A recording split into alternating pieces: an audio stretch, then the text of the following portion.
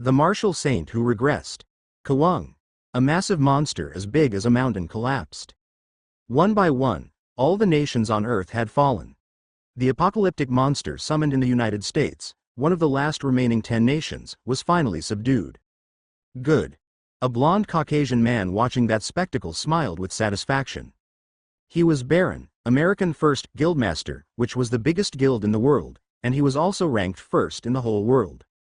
Thud, and then, beside the fallen monster, a dark-haired man fell down. His left arm severed, his body charred and burnt. The mighty martial saint, ranked 7th, Seong Jihan. Baron threw a short word. Well done. Seong Jihan was a pawn for him. To Baron, Seong Jihan from Korea was a useful hunting dog. And today, the hunting dog had fulfilled its mission excellently. Though he was greatly injured. Regeneration, ranked 3rd, the priestess dashed forward in a hurry, spreading healing magic. But as time passed, her expression stiffened. No. Normally, with her power, she could instantly heal burns and the like, but the burns sustained while facing the apocalyptic monster were unusually severe. Jihan. Just a bit, hold on. Please, great heal, great. Tears streamed down the priestess's face as she spread healing magic.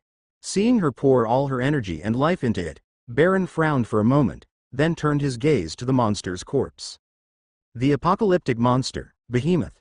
From its body, a sinister aura oozed out, enough to send shivers down one's spine. It's difficult to endure even from here. I wonder how he endured it up close. Once again amazed at Seong Jihan's strength from a distance, Baron's eyes lit up for a moment. Whoosh, from the fallen behemoth's remains, a bright white light surged. That's the boss battle reward. Rare treasure chest from the boss monster. Whenever it appeared, the bright white light would burst forth from the center of the monster. Everyone, step back. Yes. As Baron raised his hand, dozens of American First Guild members stepped back, guarding the surroundings. A special reward from Behemoth, the monster known as the Apocalypse. Though they might have been tempted by it, they couldn't defy the stern command of Baron, ranked first in the world. And as Baron surveyed his guild members, he chose those who would receive the reward. The priestess, along with the 4th and 5th ranked members of American First. What about Jihan? He's not an American, he's just a hunting dog. Seong Jihan, who played the biggest role in bringing down Behemoth, was naturally excluded from the conversation as if it were a matter of course. But he's also an American now, he sought asylum here. You know very well what I mean by American, but the apocalypse monster is. Arg. Listening silently to the conversation, Seong Jihan smirked. Such rewards weren't expected from Baron. Slowly, Seong Jihan spoke up. Just go. It's all right. Sorry, I'll be there soon. Okay. As the priestess got up, Baron seemed relieved. The Korean hunting dog, yet he knows the subject. Go, Baron. Of course. Fly. Through Baron's flight magic, the three flew over Behemoth. Seong Jihan watched their departure with cloudy eyes. He lost his country and became an exile. And the 3 players of the superpower, the United States. Though the difference in rank wasn't great, their positions in the guild were worlds apart. What reward will come from Behemoth? Looking at the corpse of the monster he had brought down with his own hands, Seong Jihan pondered. Even if it was a monster from a demotion match, it was still the final boss, so it was sure to be something good. It's fine. It wasn't mine to begin with. I should focus on regenerating my lost left arm.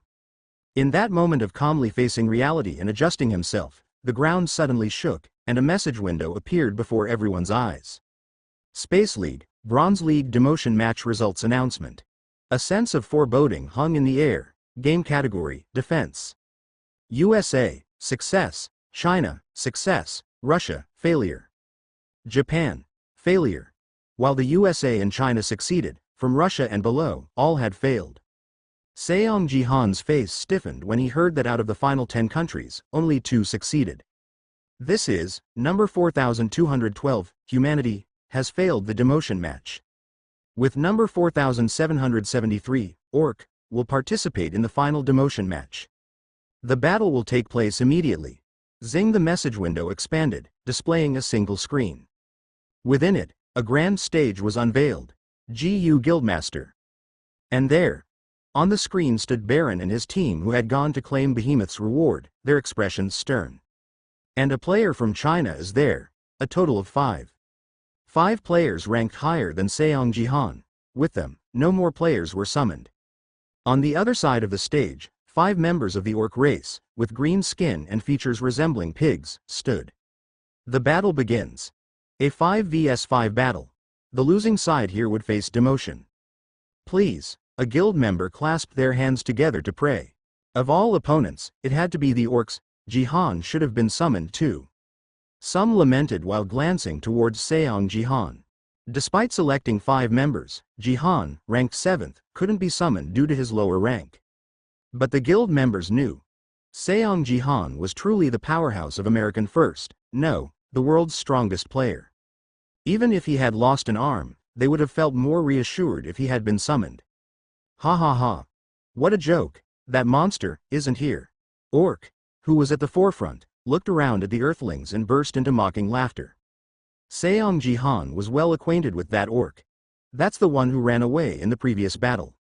He used to be a fearsome warrior who trembled before Seong Jihan, but now that he had realized his absence, he was all arrogant. We must avoid demotion. Kill them all. The 5 orcs charged at an astonishing speed. Baron urgently used magic to engage them, but Seong Jihan's face, as he watched the battle, had already stiffened. The composition of the orc party was a perfect hard counter against humanity. Block, I said block, arg. The outcome was clear. It's over. Thud. Baron's head fell to the ground, his face contorted in terror and despair. Simultaneously, a system message appeared. Number 4212, Humanity, lost. Humanity has been demoted from the Bronze League. It was an expected result, and it was a result that Jihan wanted to avoid at all costs.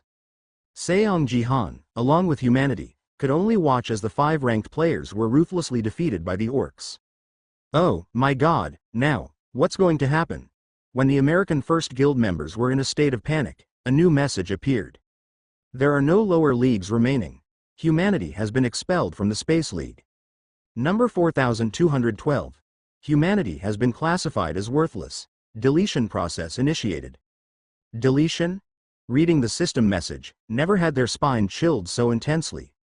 And as this message disappeared, while what's happening? Guild members, one by one, began to be engulfed by darkness. Save us, no one was spared. From the lowest ranking guild members in American First to the most formidable rankers in the guild. All were submerged in the darkness emerging from their own bodies and quite literally deleted from the world. Not even 5 minutes passed before all the American First Guild members were annihilated. Except for Seong Jihan, for some strange reason, his body didn't erase entirely. His arms and legs were swallowed by the darkness, but his head and torso were still resisting that power. The power of nameless divine arts is resisting even this. The skill that had raised Seong Jihan to 7th rank, nameless divine arts. Despite being a nameless martial skill, it was ranked as SSS, and he had never expected it to resist the system's deletion. Regrets welled up. If I had revealed the true name of this martial art, it could have been an even greater skill. The upgrade condition for nameless divine arts was to find its true name. If he had discovered the true essence of this martial art, such a miserable situation might not have occurred. Or, in the first place, obtaining this power had been too late. If he could have mastered this power just a little earlier. A wave of remorse surged. If only our country hadn't fallen. It hadn't been long since Seong Jihan had obtained nameless divine arts when Korea fell. If he could have regained his senses even an hour earlier and gained this strength, perhaps his homeland wouldn't have vanished so tragically. His reckless past felt profoundly lamentable. Arg. The power of nameless divine arts was strong but had its limits. Seong Jihan's remaining body was slowly being consumed by darkness. His body had already been devoured up to his shoulders. Even this deletion was progressing fully, and not long after. All of humanity has been deleted. You are the last survivor. In Seong Jihan's hazy vision, a brief message appeared. The last survivor. Did it mean that in that short moment, all of humanity had vanished? Now, I will follow suit. Yes, there was no point in being left alone. There was no meaning to endure, no reason. It was just as Seong Jihan was about to relinquish control over the use of nameless divine arts. Fascinating. Number 4212. Humanity was a worthless species. To think someone could resist system deletion. The system messages appeared chaotically in Seong Jihan's vision. These messages felt different from the emotionless ones he had received until now. Even the background color of the message window was different. It used to be a translucent blue color before. The current message window contained white, black, red, and other colors, a mix of shades. There is a slight yet promising existence. Indeed, we must not overlook any possibilities. Let's give him a chance for a rematch. I agree. I disagree. It's a waste of power. I agree. I agree. 3 votes are in favor. 1 vote is against. What kind of scheme is this? Seong Jihan stared at the message window, which allowed voting regardless of his intentions, and his eyes widened. The decision has been made. Player, Seong Jihan, will return to the league's initial entry stage. The league's initial entry stage. After that message, Seong Jihan's vision darkened.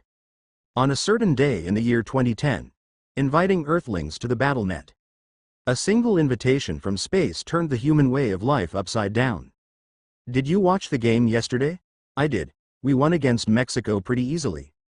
The Sword King swept everyone. Their tanks are weak against us. The Battlenet League unfolds worldwide. A combat game consisting of these 4 modes: survival, invasion, defense, and dungeons. It made all professional sports like the Olympics and World Cup disappear. Kids in Brazilian alleys, once playing soccer, began to treat swords as toys. Promising members of American baseball teams threw daggers instead of baseballs in the air. It had been just a year since Earth was invited to Battlenet, and yet such a peculiar shift in perception had occurred. And now, after a decade, in the year 2020, the tutorial season of Battlenet will end after this year. Starting from 2021, humanity will participate in the Space League, Bronze League. The time for humanity to stay in the cradle had come to an end. A vast and splendid living room. Seong Jihan, lying on the sofa, opened his eyes. Where is this? His head throbbed with pain, and the smell of alcohol vibrated in his mouth. Typical hangover symptoms. This was an experience Seong Jihan hadn't had a single time for the past few years. But he was so pleased with this feeling. I really have returned to the early days of the league. A chance to challenge the system again. Even when he saw the last system message, he didn't believe he would actually return. He had truly gone back in time. He quickly got up from the sofa and looked around. A spacious living room big enough to kick a ball around. It was a very familiar place to him. This was his sister's house and Yoon Sejin's house. Until now, Seong Jihan had been living in this house. And, even the numerous bottles of alcohol on the coffee table in front of the sofa. That's right. This time, it was a period of upheaval in his life, the time when he had become a level 2 and participated in the Bronze League for the first time. Now once again, let's listen to the press conference of the Sword King Yoon Sejin. Meanwhile, a somber voice was spreading from the TV. When Seong Jihan turned his gaze in that direction, a video of a journalist conference with a man was playing on the TV, filling the entire wall. Ladies and gentlemen of the nation. As soon as Seong Jihan heard that voice, he clenched his teeth. That journalist conference video. A scene he couldn't forget for a lifetime. July 31, 2020, he even remembered the date perfectly. Yoon Sejin. The Sword King Yoon Sejin was Seong Jihan's brother-in-law and the strongest player in Korea. Ranked 3rd among the world's top 11 players, he was known to be the most powerful among the warrior class. He, who was called Korea's pride and national treasure. On the screen, he stood with a proud expression. Regarding the rumors circulating across space, I've come today to reveal the truth. Confidently, he continued speaking. First, about the rumor of me transferring to Japan's Divine Self-Defense Force. That part is true. Of all times, just as I returned to the past, to see that bastard's face again. Yoon Sejin's press conference. This was the turning point that shook Korea and led to its downfall. Him moving to Japan had a cascading effect, causing Korea's league ranking to plummet rapidly. And our country perished. Seong Jihan twisted his expression while contemplating future events. The journalists on the screen, momentarily wearing disappointed looks, eagerly raised their hands. Mr. Yoon Sejin. Mr. Yoon Sejin. defecting to Japan's Divine Self-Defense Force? Is that really true? It is true. The Divine Self-Defense Force is a guild directly under the Japanese government. It's known to select representatives for the League nations, and they only accept Japanese nationals. Well, then, I'm aware of that too. The Divine Self-Defense Force only accepts Japanese people. Click. Click. Click. The press conference hall was enveloped in silence. The sound of camera flashes continued to reverberate. So, Seijin, am changing my name to Ryuhei and naturalize as a Japanese citizen. Please call him Ito Ryuhei from now on. Murmurs. Murmurs. The unsettled voices of journalists reached beyond the TV screen. What? Mr. Yoon Seijin, what are you saying, Sword King? Becoming a naturalized Japanese citizen, are you saying you're retiring as a national representative too? Yes. Ito Ryuhei, will be representing Japan in the World Champions League from now on. See you then. Well then. Even a cool smile circled around Yoon Seijin's lips as he spoke of becoming Japanese. Countless journalists had such cold expressions that it seemed as if their emotions froze. He, who had been called Korea's hero and gained popularity with his gentle image, now appeared completely contrary to that image. Wait a moment. Mr. Yoon Seijin, has there been any consultation with the Korean government? To change even your name, journalists rushed towards Yoon Seijin, but suddenly, a black shadow rippled around him, and he was engulfed in it. What is this? Where did he go? And the screen shifted. Below the scene of a gloomy discussion hall, a bold headline was written. Sword King's departure. What will happen to South Korea's league ranking in the future? Well, even watching it again, it's quite bewildering. It was a story that hadn't been discussed in advance by the government, right? Yes. The government's stance is that they will calmly persuade Mr. Yoon Seijin, but his current whereabouts are uncertain. Sword King going to Japan of all places, a moment of lamentation for Sword King's departure. A panel of Battlenet experts began discussing the future.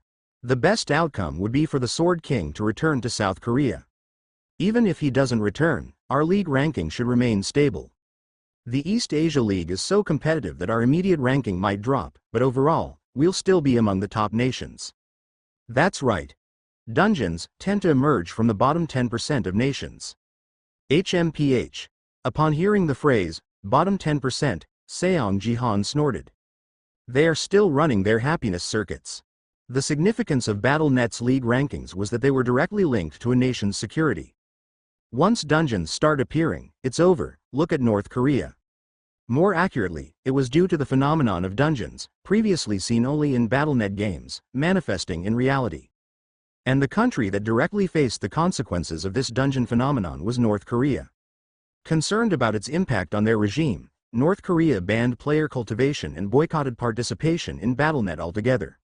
As a result, North Korea, which eventually became overwhelmingly at the bottom of the league rankings, was devastated by dungeons appearing across its territory. But still, South Korea is maintaining its position within the top 20. That's right. Even without Sword King, we won't drop below the top 30. Actually, Japan might be the one that paid an unreasonable price to persuade the Sword King. This will ultimately backfire on them. It's okay. We can survive. In fact, it's Japan that suffered losses. Click. Hearing the victory in the panelists' voices, Seong Jihan turned off the TV in annoyance. Japan suffered losses. What a joke. Seong Jihan thought about future events. Thanks to his joining, Japan could proudly remain one of the last 10 countries.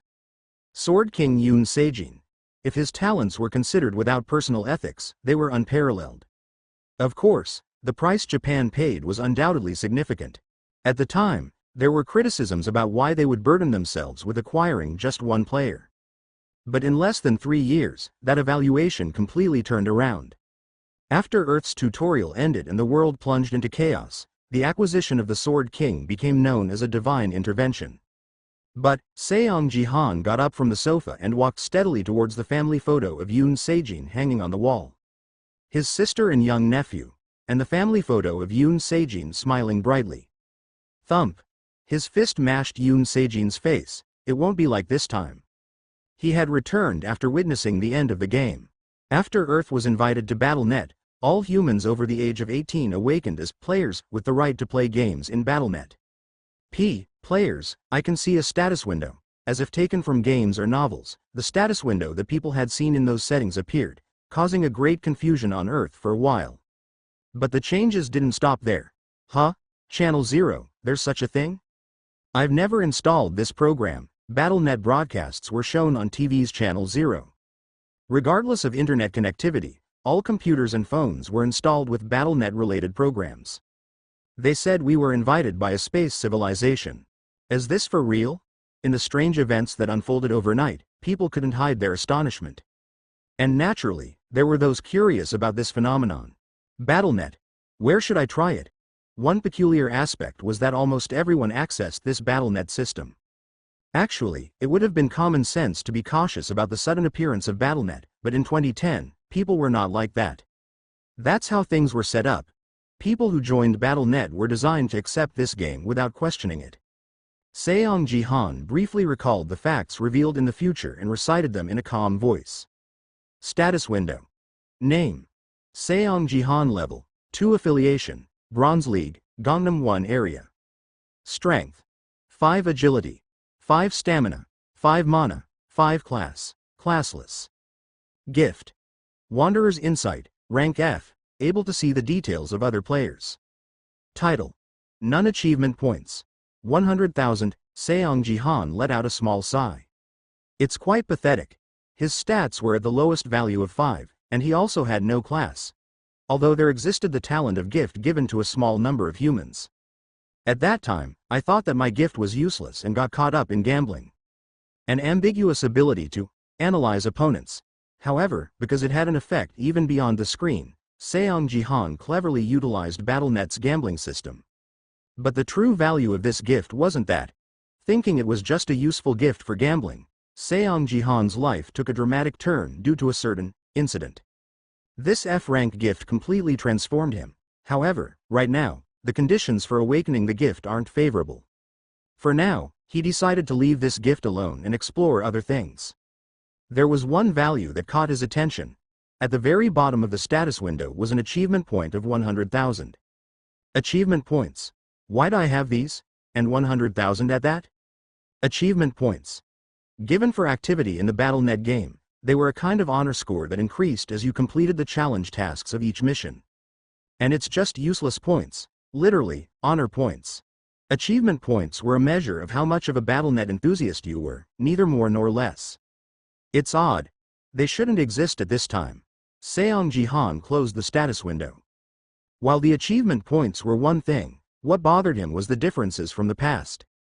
Then there might be other differences. Inventory. The inventory window floated above the broken Yuna Seijin's face. Naturally, the storage space was completely empty. However, what's this?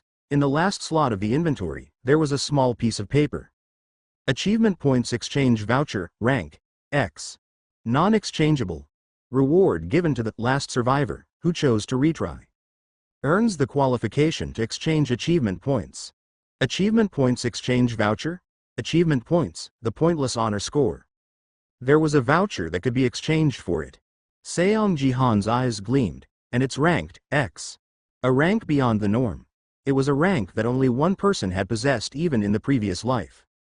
But to have an X rank come out of an item, I should try using it. He didn't know what could be exchanged for those useless achievement points. With the voucher being an X rank, it wouldn't just give something ordinary in return. He definitely had to use this, using the achievement points exchange voucher. An achievement shop is added to the system window. It was worthy enough to be added to the system? Changing the interface, is it really an EX rank item? Seong Jihan was secretly surprised and immediately opened the achievement shop. Achievement shop LV.1, achievement shop uprank 20,000 P. Status window expansion LV.1 to 10, 000 P class slot edition LV.1 10,000 P. They're selling things like this. Seong Jihan widened his eyes. What the achievement shop sold were items that could completely change the foundation of a player. They might not be useful right now. Status window expansion or class slot edition. These weren't necessary at the moment, but if he reached a higher level in the future, they would become important variables that could change rankings. Still, I don't need to buy anything right now. I should upgrade the shop level. Seong Jihan pressed the button to U-prank the shop level. Achievement shop has been upgraded to LV.2. Inventory expansion item has been added. I don't need this right now either. Achievement shop has been upgraded to LV.3. Title slot edition item has been added. I don't need titles yet either. Seong Jihan suppressed his excitement. These things will only be useful when I reach at least the Gold League. Gold League. A world that surpasses the Bronze and Silver Leagues. As a level 2 player in the Bronze League, it was a world far out of his reach. The achievement shop would give him wings, but at the very least, he needed to know how to walk before they became useful. I shouldn't expect much from the early stages in the achievement shop. With that thought in mind, Seong Jihan looked at his remaining achievement points. 50,000. With the remaining 50,000, he could either purchase all the newly added items or invest 40,000 points to U-prank the shop. One of the two options. Let's upgrade the shop. Without much hesitation, Seong Jihan chose the latter option. Since purchasing all the newly added items wouldn't be helpful right now, he decided to see what the LV.4 shop had to offer. Achievement shop has been upgraded to LV.4. Emergency restoration item has been added. Emergency restoration. Seong Jihan opened the achievement shop and read the description for the emergency restoration item. Emergency restoration item repairs incomplete items to their pristine state. A short one-line description, but upon reading it, Seong Jihan's eyes lit up like never before. An item that's immediately useful has appeared. If he could restore items, he could significantly reduce the trial and error in the early stages. Thump, thump. With determined steps, Seong Jihan walked into Yoon Sejin's house. Surely it was here. Passing through 3 rooms, he entered the innermost space of the spacious penthouse. Next to the black door was a fingerprint scanner. Seong Jihan placed his finger on the device. Recognition complete. Family member. With a short mechanical sound, the door opened. Family, huh? Seong Jihan smirked and chuckled wryly. His relationship with Yoon Sejin, who used to be the landlord, was now worse than strangers, yet the machine still recognized him as family. Seong Jihan entered the room. There, he found the Battlenet connector, the device Yoon Sejin used to play Battlenet. It appeared like a racing car seat from the outside, but its size was enough to fill a large room. So, the temporary storage was here. Seong Jihan sat in the Battlenet connector and pressed the button on the left corner. Suddenly, in front of him, the inventory of the Battlenet connector that Sword King Yoon Sejin had used appeared. Indeed, he sold everything. Since a player's inventory had a limit of 10 slots, many players stored items in the temporary storage provided by the Battlenet connector. Even for someone like the Sword King, there should have been many items left in this temporary storage. However, before he went to Japan, it seemed like he had completely organized the storage. He probably disposed of everything in the Battlenet market. However, as expected, this is still here. He might have sold things for GP, game points, and fled to Japan, but even he couldn't bear to dispose of items that didn't sell. Seong Jihan took out an item from the corner of his inventory. Dongbangsak's damaged brush, rank. A brush that's too damaged to use. Dongbangsak's damaged brush, which had survived through countless battles. Even though it was severely damaged, it had an A rank rating. However, it was unsellable due to its lack of usefulness. But, I know the use of this. Of course he did.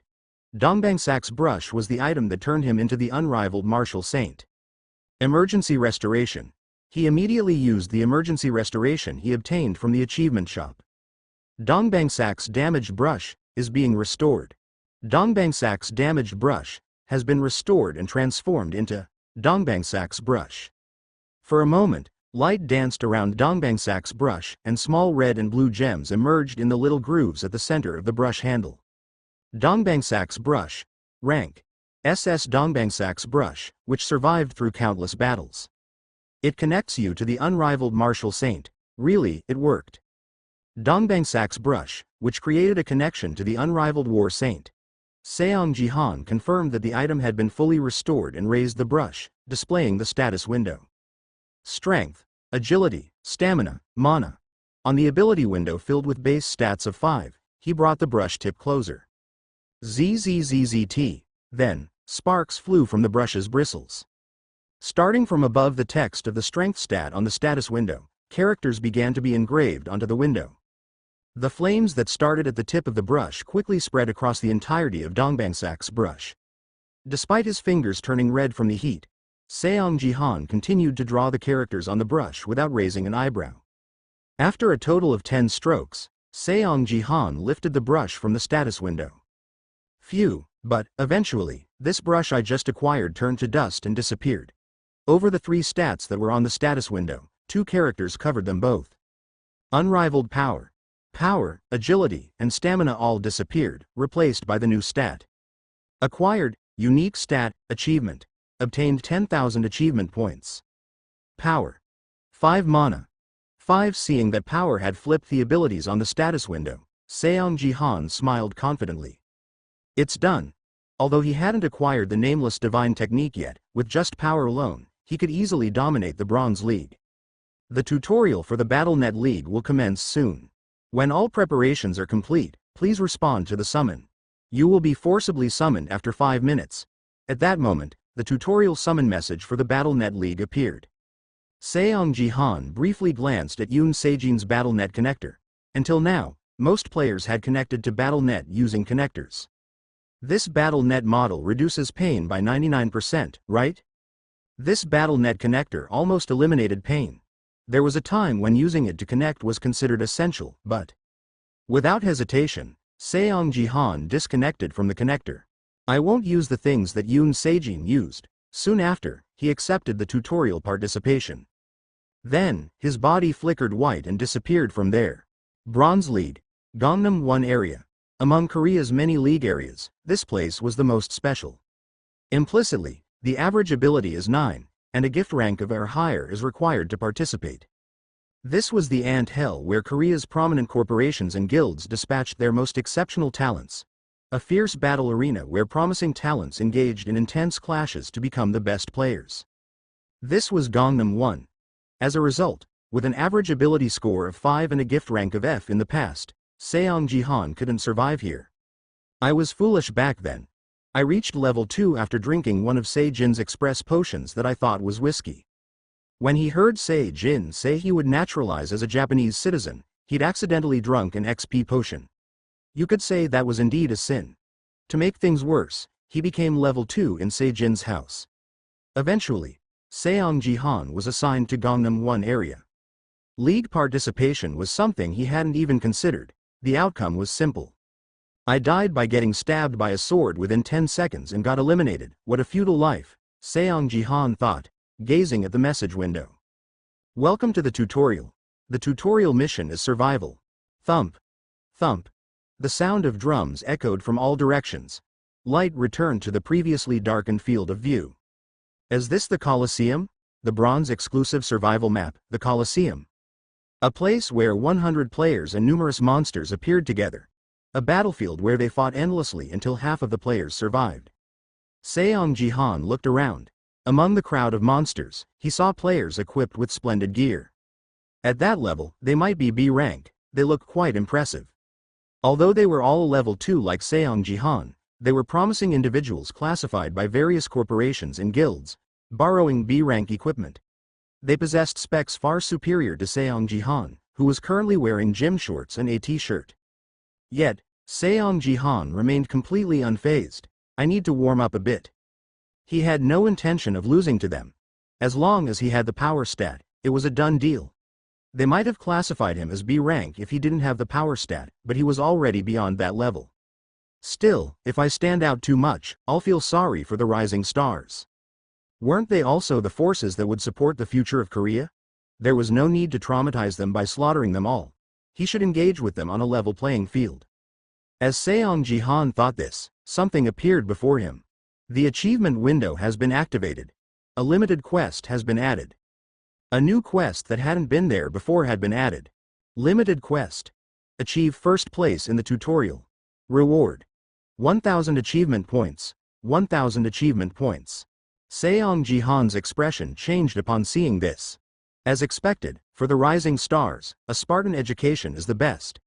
Seong Jihan, who had achieved 7th place in the global player rankings. And now, he was being offered 1,000 achievement points. This is a massacre. He was truly convinced. Bronze League, Gangnam 1 Area Tutorial. Finally, is it today? Who? Newbie bronze player, Doyukyu, let out a sigh of relief as he relaxed his tension. It's going to go well. I'm lucky, after all. Doyukyu looked at his status window. Gift. Agility A. Rank A. Agility is 25. This ability ignores the league's stat limits. Agility A is a simple gift with a rank attached to the stat, but it was highly regarded due to its benefit of bypassing the league's stat limits. This changed my life when I got this. Dohyukyu still vividly remembered his 18th birthday. Back then, awakening as a player, a gift that only a tiny fraction could obtain. Who would have thought he would get it, and not only that, he got it as an A rank. Tell the lottery to take a hike. That day, a banner hung in the neighborhood, Mr. Dohyukyu awakened with an A rank gift. It was even more celebrated than a neighbor entering Seoul National University. And then, scouts from top domestic corporations and guilds came to him with offers, even more so than his neighborhood mate getting into a prestigious university. In the end, he was able to join the guild, Divergent, affiliated with the Divergent group. It was enjoyable. The guild provided him with a studio apartment in Gangnam. When he commuted to and from the guild in their uniform, numerous people would turn to look at him. Since turning 18 and receiving the gift, his life had truly solidified. I'll somehow make it to the top 50. Now, the remaining task was to survive in this Bronze League Gangnam 1 area. Dohyukyu gripped his sword tightly. I can do it, I can do it. Before the battle began, he looked around his surroundings. A threatening horde of monsters, and other players from different guilds, marked with corporate logos on their armor, caught his eye. That one is from LK. That one is from SG, that one is from Hyundai Guild. None of them are easy opponents. Indeed, Gangnam 1 area, they were all from major corporations.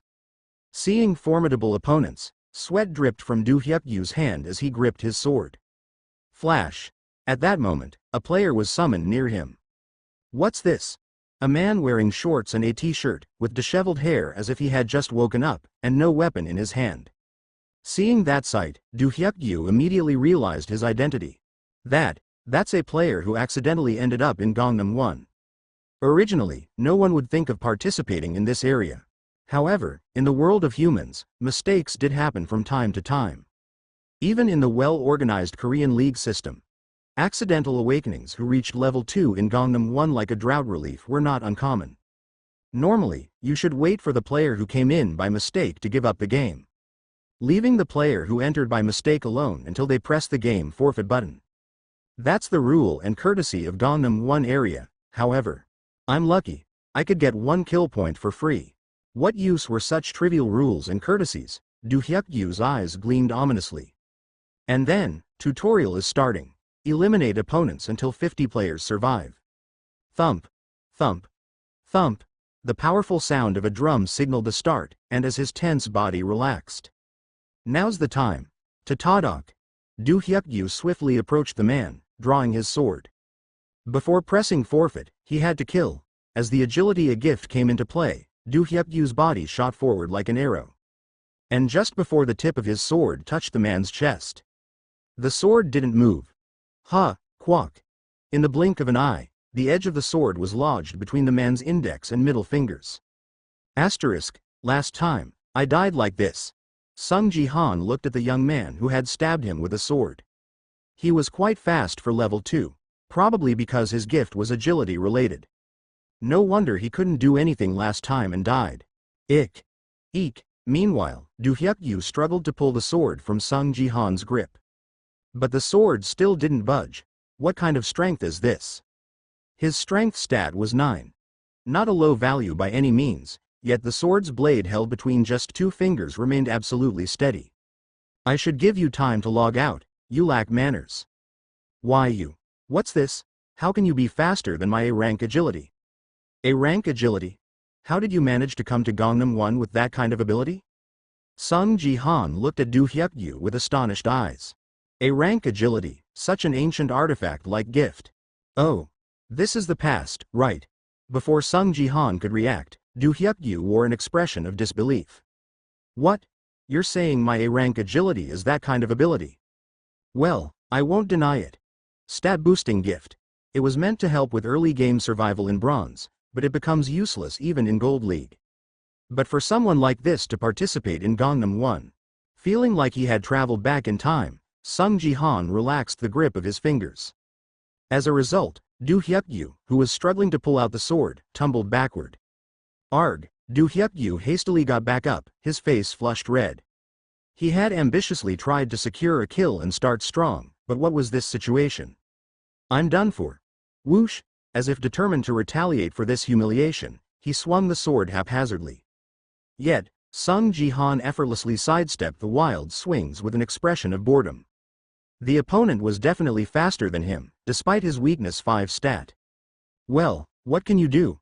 I can see your trajectory clearly. When you know the start and end of a sword's movement, it's easy to bridge the speed gap. Now I should finish this. Seong Jihan had made up his mind to break the achievement gradually. Swish. This time, Do Hyuk-yu's sword, which was swung forcefully, found its mark. That's it, at the moment when he was sure it had landed successfully. Thud. Seong Jihan's hands moved swiftly as he caught the sword in reverse. He had definitely been gripping the sword firmly in his hand. In an instant, the sword was in the opponent's hand. When Do Hyuk-yu opened his eyes in disbelief as if he couldn't believe it. Thud. Seong Jihan's sword pierced through Do Hyuk-yu's neck in one go. The sword served me well. Thud. Thud. Do Hyuk-yu was about to say something, but his body soon shone white and disappeared. He had been dealt a fatal blow and received the death verdict. Seong Jihan stared at that sight silently. What a nice world, not dying or anything. The same applied to the sword he was holding, belonging to Do Hyuk-yu.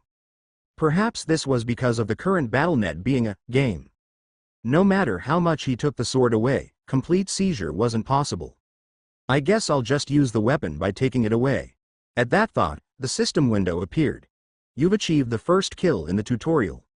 You've earned 100 achievement points. Oh, interesting. Perhaps it was because the achievement shop had been added to the system window. Unlike before, it showed why achievement points were earned. And that wasn't all. As Seong Jihan's gaze shifted toward the groups of monsters in the Colosseum. Annihilation of the Orc Horde. The Orc Horde, numbering in the 30s, is the most powerful monster group in the Colosseum. Subdue them and demonstrate the difference in strength. Reward. 500 achievement points. Above the monster horde, a quest window related to achievements was appearing once again. Good. Generally, killing monsters in the Colosseum map was considered inefficient. Monsters gave only 0.1 kill points each.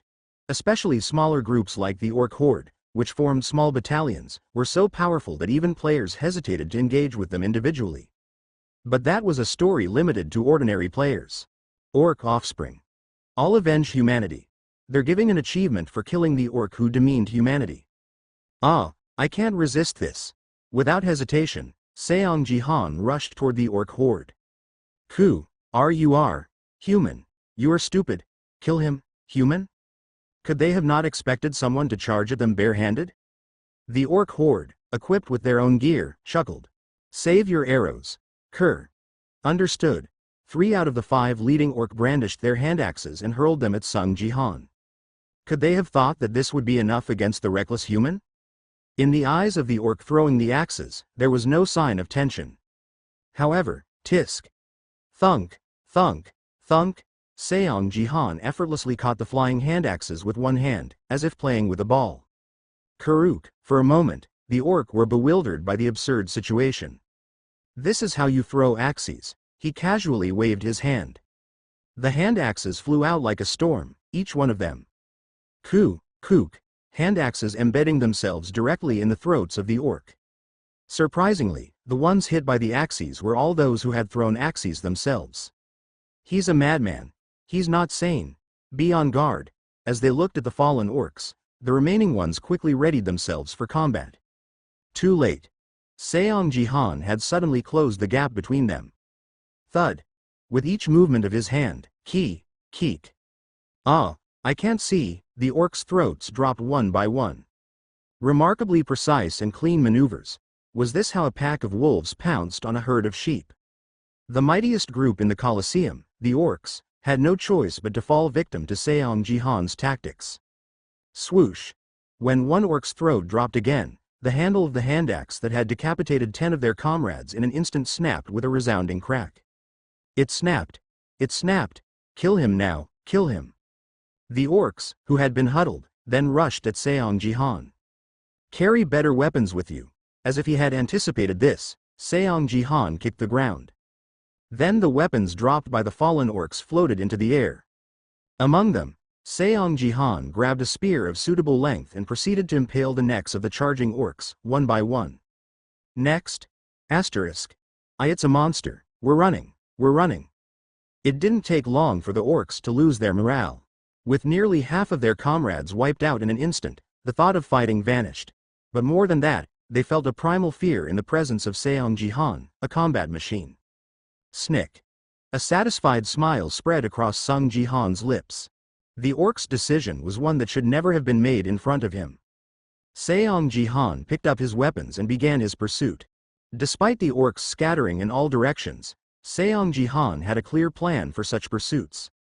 In an instant, he assessed the number of enemies fleeing in each direction. There's the enemy. On the orc side, he aimed and threw weapons to subdue his opponents. Swoosh. Axes and javelins arced through the air, embedding themselves directly into the heads of 2 orcs. Crack. Kook. Kook. Seong Jihan chased after the remaining enemy in the last direction as if he didn't need to confirm the kills. Now, it was nothing but one-sided slaughter. Monster. As the 30th orc's dying words faded, extermination of the orc horde, quest cleared. Obtained 500 achievement points. With the completion of the quest, achievement points flowed in, and along with that, you have leveled up. A level up message appeared before his eyes. Leveling up in the middle of the game. Upon seeing the message, Seong Jihan was quite surprised. Originally, the most experience would come in after the game ended, so leveling up usually occurred all at once after the battles were over. Is it because I'm a lower level after all? It wasn't unreasonable since he had managed to defeat monsters that a typical level 2 wouldn't be able to handle. So, it wasn't that surprising. Seong Jihan opened his status window and looked at the attributes. Strength 5, Mana 5, remaining attribute points 1. Seong Jihan invested the remaining attribute point into strength. Once strength reaches 30, the path to the Nameless Divine Arts will open. The Nameless Divine Arts was an SSS rank skill that had placed him at the pinnacle of the world. Thus, his current top priority was to increase his strength, the prerequisite for acquiring the skill. However, even as he approached such a goal, Seong Jihan's expression remained grave. Strength probably won't go up, but I should allocate it anyway. Allocating points to stats didn't necessarily mean the stats would increase. Strength stat. This unique stat encompassed strength, agility, and stamina, the 3 main attributes. But that's not all. Strength 5 and Mana 5. Considering these 2 attributes, you might think that they would be similar in terms of the force they can exert since the numerical values are the same. However, in reality, the strength side was overwhelmingly more powerful. In terms of ratio, it was at least twice as strong. In other words, strength was a crazy stat that not only combined the 3 attributes but also exhibited an efficiency of more than double. But it has a weakness: it was damn difficult to raise. In his previous life, he had initially thought it was a bug. Clearly, he had invested attribute points, but strength hadn't increased. Later on, he had come to realize that attribute point investment merely extended the threshold for strength's growth. After participating in leagues, engaging in numerous battles, and undergoing intense personal training, his attributes had gradually increased. Ultimately, strength was a stat that had to be built up through relentless effort. But why? Seong Jihan furrowed his brow and checked his status window. Why is that? The numbers looked oddly different. Strength 6. Why did 5 appear as 6? No matter how many times Seong Jihan blinked, he belatedly felt a surge of strength in his body. Only then did reality sink in. Did my strength just increase? He had never experienced something like this before. For a moment, he was taken aback by the unexpected stroke of luck. This is great, isn't it? Since it increased his attributes directly, he should be grateful. He formed a deep smile on his lips and looked around. Strength 6. He wanted to test this newfound power immediately. There are 60 survivors. Tutorial will end soon. At that moment, the voice of the system resonated. Suddenly, there were only 60 survivors left in the tutorial. Perhaps because the map was a confined arena with nowhere to hide, the game's pace was remarkably fast. Seong Jihan opened the scoreboard to check the rankings. First, Seong Jihan 4 kills, no affiliation. Second, Lim Gaeong 3 kills, Divergent Guild. Seong Jihan, with 30 orc kills counted as 3 kills, was in the lead. And behind him, a player named Im Gaeong was closely chasing. Lim Gaeong? It sounded like a name he had heard somewhere before.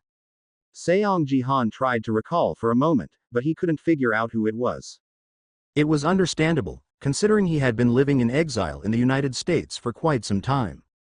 Apart from the distinctive name, he couldn't remember much. More importantly, it's a 3-kill score. If I make a small mistake, I might lose the top spot. Seong Jihan postponed his thoughts about Im Gaeong for later. What mattered most now was securing the top spot in the tutorial.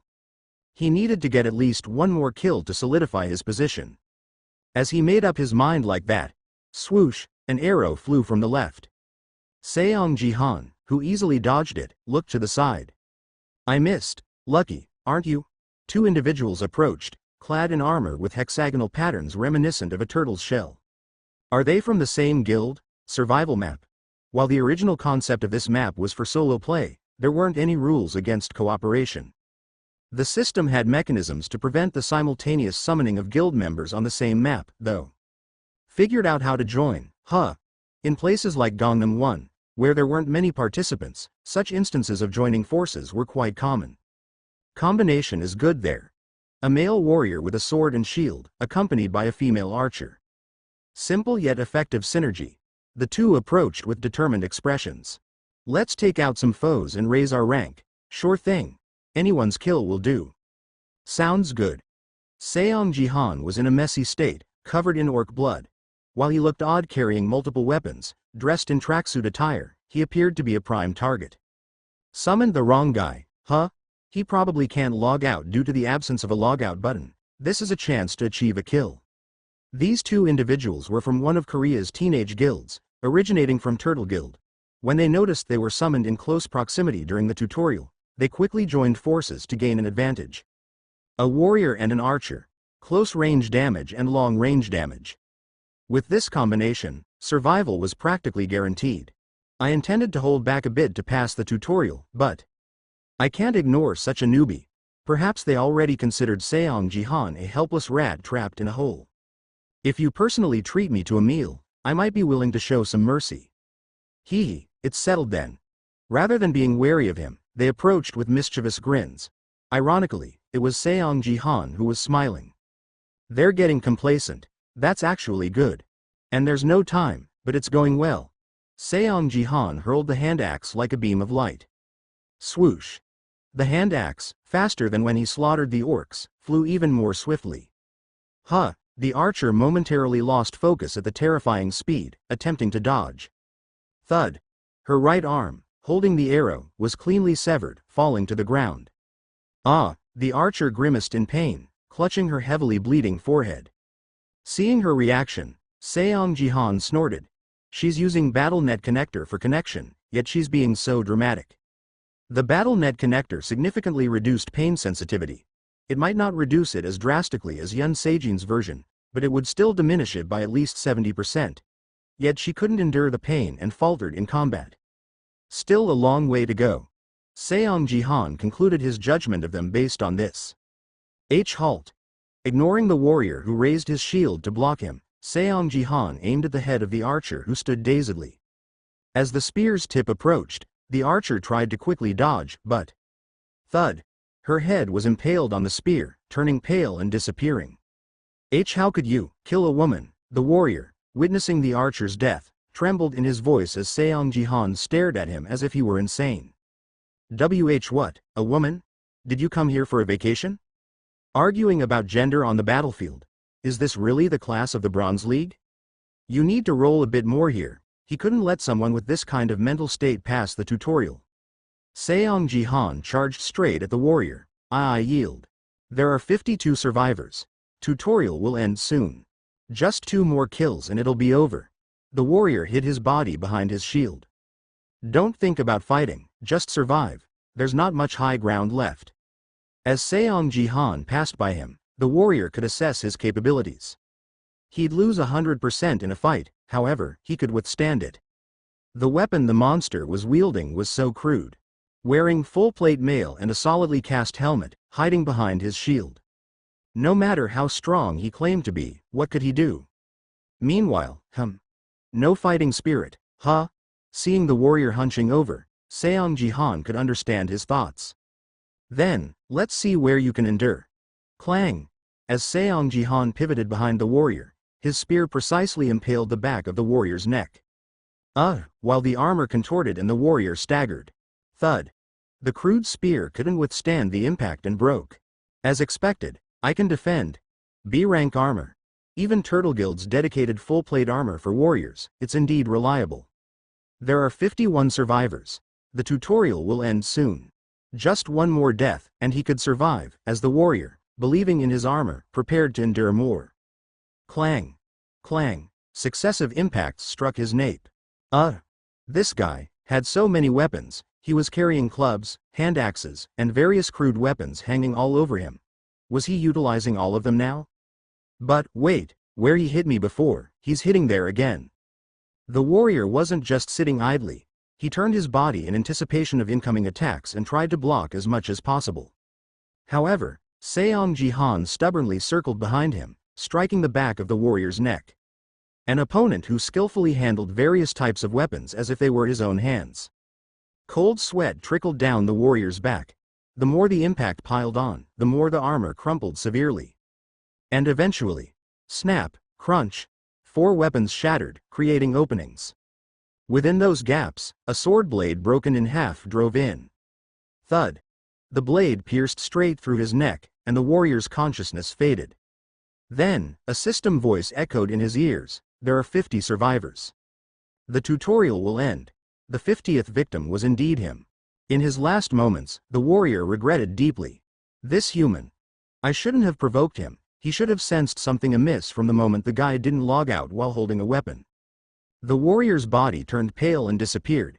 In front of Seong Jihan, the scoreboard appeared. First, Seong Jihan 6 kills, no affiliation. Second, Lim Gaeong 4 kills, Divergent Guild. With a 2-kill difference from the second place, he had secured a solid first position. Achieved first place in the tutorial. Acquired the title, Tutorial Conqueror. Completed the limited quest. Achieved first place in the tutorial.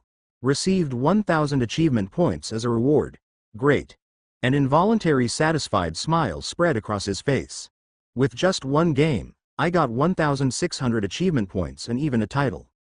Moreover, once he returns to the real world, he might even obtain experience rewards based on his ranking. He was excited to see how much his level would rise. Asterisk. First place, Seong Jihan, no affiliation, and about the results of that day. A peculiar undercurrent swept through the guilds participating in the tutorial. An unaffiliated person is in first place? Is that true? Seong Jihan? Who's that? Does anyone know him? It had been 10 years since Battlenet spread throughout the world. Unlike the beginning, the Bronze League had long been classified as an obscure league outside of people's interest. At least Silver had to come up to be somewhat worth watching, especially for tutorial matches. Even guild representatives mostly lacked interest. But if it was the case of Gangnam Area 1, the story was different. The tutorial first place in Gangnam 1 is secured by an unaffiliated. Lim Gaeong from the Divergent Guild is also participating. Of course, she would be first place. 4 kills are already sufficient to get first place in the league. 6 kills don't make sense. Participating in Gangnam Area 1 required considerable abilities. An average stat ability of 9 or above, and a gift rank of 8. Guild representatives believed that this was necessary to be within the top 50 in the tutorial. But this was still a standard based on averages. For each season, the cut line for passing the tutorial varied. Last season, the competition was relatively easy, so even a C-rank gift managed to pass. But this time, the competition was fierce. Korea's top 10 guilds often exchanged information, so they knew about the participants in this season's Bronze League. From July, applications for league participation were submitted, and the Gangnam 1 Bronze League, starting on July 31st, was expected to be intensely competitive. Moreover, Lim Gaeong is also participating. Naturally, she would be first place. With 4 kills, it's a standard first place in the league. 6 kills are unbelievable. Lim Gaeong from the Divergent Guild. Known to possess an S-rank gift, she was a promising talent that the Divergent Guild ambitiously put forward. The expectation for her was so high that even the pragmatic Divergent Guild scouts confidently declared that she would be placed at first. Sigh. It's a pity that data collection isn't possible. Why can't tutorials be broadcasted live? For now, investigate Seong Jihan. The Seong surname is unique, so something might come up. Understood. The various guild scout teams divided into investigation headfirst, but for the 2 guilds that directly encountered Seong Jihan, it was a different story. Both of you received the data well. The warrior and archer from the Turtle Guild who died at the hands of Seong Jihan had the advantage of a kill cam provided by Battlenet. A third-person video captured 30 seconds before their death. I can't believe it, truly unbelievable. The scout team leader of the Turtle Guild watched the replay multiple times and marveled. The game called Battlenet, they knew the balance was messed up from a long time ago, but... Does this make sense? Is he really level 2? The warrior and archer were both objectively not lacking in ability. Both had an A-rank gift, and their equipment was among the best of B rank. Especially the warrior was lent a top-tier full-plate mail that suited his characteristics and boasted sturdy defense. Orc weapons are at most F rank to E rank, breaking through with such shoddy weapons to B rank. Seong Jihan's speed especially was impressive. According to the team leader's observation, his agility was at least 15, almost close to 20. Of course, the strength stats must be at that level. No, he even pierced through armor with a shoddy weapon, so it must be beyond that.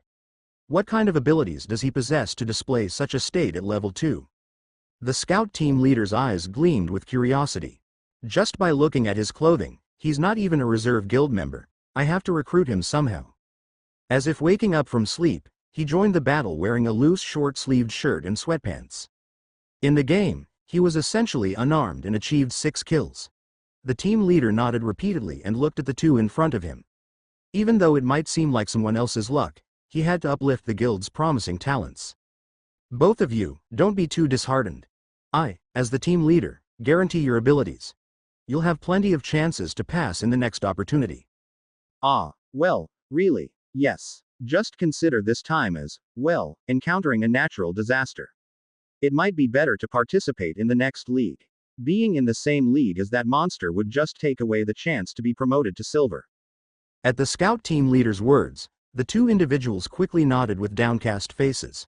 Facing that monster continuously in the league? The thought was horrifying. Well then, rest well today. Yes, understood. That way, the Turtle Guild observed Seong Jihan's performance, with the scout team leader taking direct action.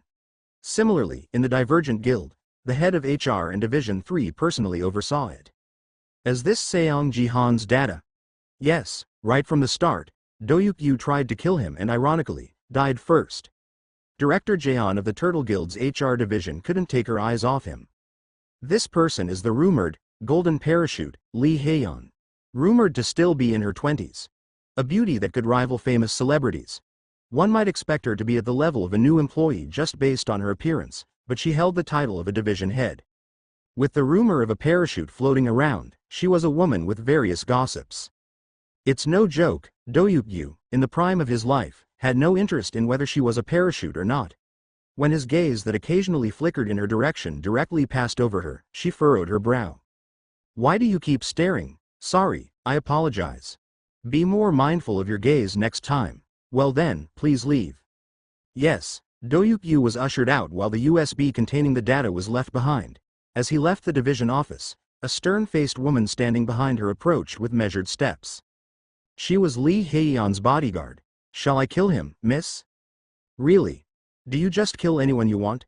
You talk about killing like it's nothing, yet you've never killed anyone. I did kill someone this time. Tisk. In the tutorial. Whatever. Is that jerk alone? But more importantly, Gaeong, come over here. The person who took your first place. Let's go see them together. Lim Gaeong, the promising talent of the Divergent Guild. Although her top priority was the lady's security, she was curious about the person who took away her first place. Understood. For the target who took away the first place, they quickly approached Lee Haeyeon's desk. Not long after, both of them had surprised expressions. Wow, that's a relief, Gaeong. What do you mean? I'm glad that person wasn't summoned next to you. I can't deny that. Earlier, Doyukyu, who had been chased out of the division office, was actually an expected talent within the Divergent Guild to rank within the top 20. Agility A. Looking solely at the tutorial, he possessed a notable agility-based gift. However, his opponent Seong Jihan effortlessly evaded the attacks of that agility A. If that person is matched with you again in the next match, it's better to avoid them, right? Lim Gaeong didn't respond, simply nodding quietly. Lee Haeyeon looked at her. Biting her lower lip, it slightly protruded. Having spent many years together, Lee Haeyeon knew exactly when that expression would appear on Gaeong's face, when she received an order she didn't like. Really? No, our Gaeong won't lose. Crush him in a fight. It's okay, miss. I'll avoid it. It's an order. Fight for the sake of information. In that case, understood. Asterisk as her lips returned to their place, Lim Gaeong's expression turned impassive once again. Observing her, Lee Haeyeon smiled as if unable to hold it back, then turned her attention back to the monitor and Seong Jihan's face. For some reason, the face didn't seem unfamiliar. Where have I seen him before? Back at home, Seong Jihan checked the message that appeared before his eyes first. Achieved first place in the tutorial. As a first place reward, experience gain is increased by 50%. Leveled up to level 3. No GP is rewarded as it's a tutorial mode. So, because I'm at a lower level, my level rises quickly. When he was a ranker in the United States, it took a month to raise just one level, but in a single game, he had gained 3 levels. Seong Jihan distributed his stats with a pleased heart. Naturally, 3 points to martial power. Once again, as he allocated the points to martial power, the stat value immediately increased. As martial power reached 9, Seong Jihan turned his attention to the empty title slot. He had obtained a title for achieving first place in the tutorial. Tutorial Conqueror, Bronze. A title given to the player who achieves first place in the tutorial. All stats within the Bronze League increase by 1, and experience gain increases by 20%. Although it was a title applied only within the Bronze League, it still held a substantial effect. Seong Jihan immediately equipped the title. Martial power has increased to 10. He checked his status window. Name, Seong Jihan. Level, 6, Affiliation, Bronze League, Gangnam Area 1. Martial power, 10 mana. 6 class, classless, class acquisition possible. Gift, Wanderer's Insight, rank F, can discern other players well. Title, Tutorial Conqueror, Bronze Achievement Points, 11,600. His abilities had improved slightly compared to when he was at level 2, however, he still didn't have any skills, and his gift was still rank F. The road ahead was long, but even so, the Bronze League was practically a free pass. I need to reach level 25 quickly and pave the way for the growing sapling. Once he reached level 25, he wouldn't need to play the game daily, he could simply wait for the silver promotion match. But, the classless class slot was shimmering with light. Seong Jihan brought his finger to the class slot. Upon reaching level 5, you can acquire the basic class.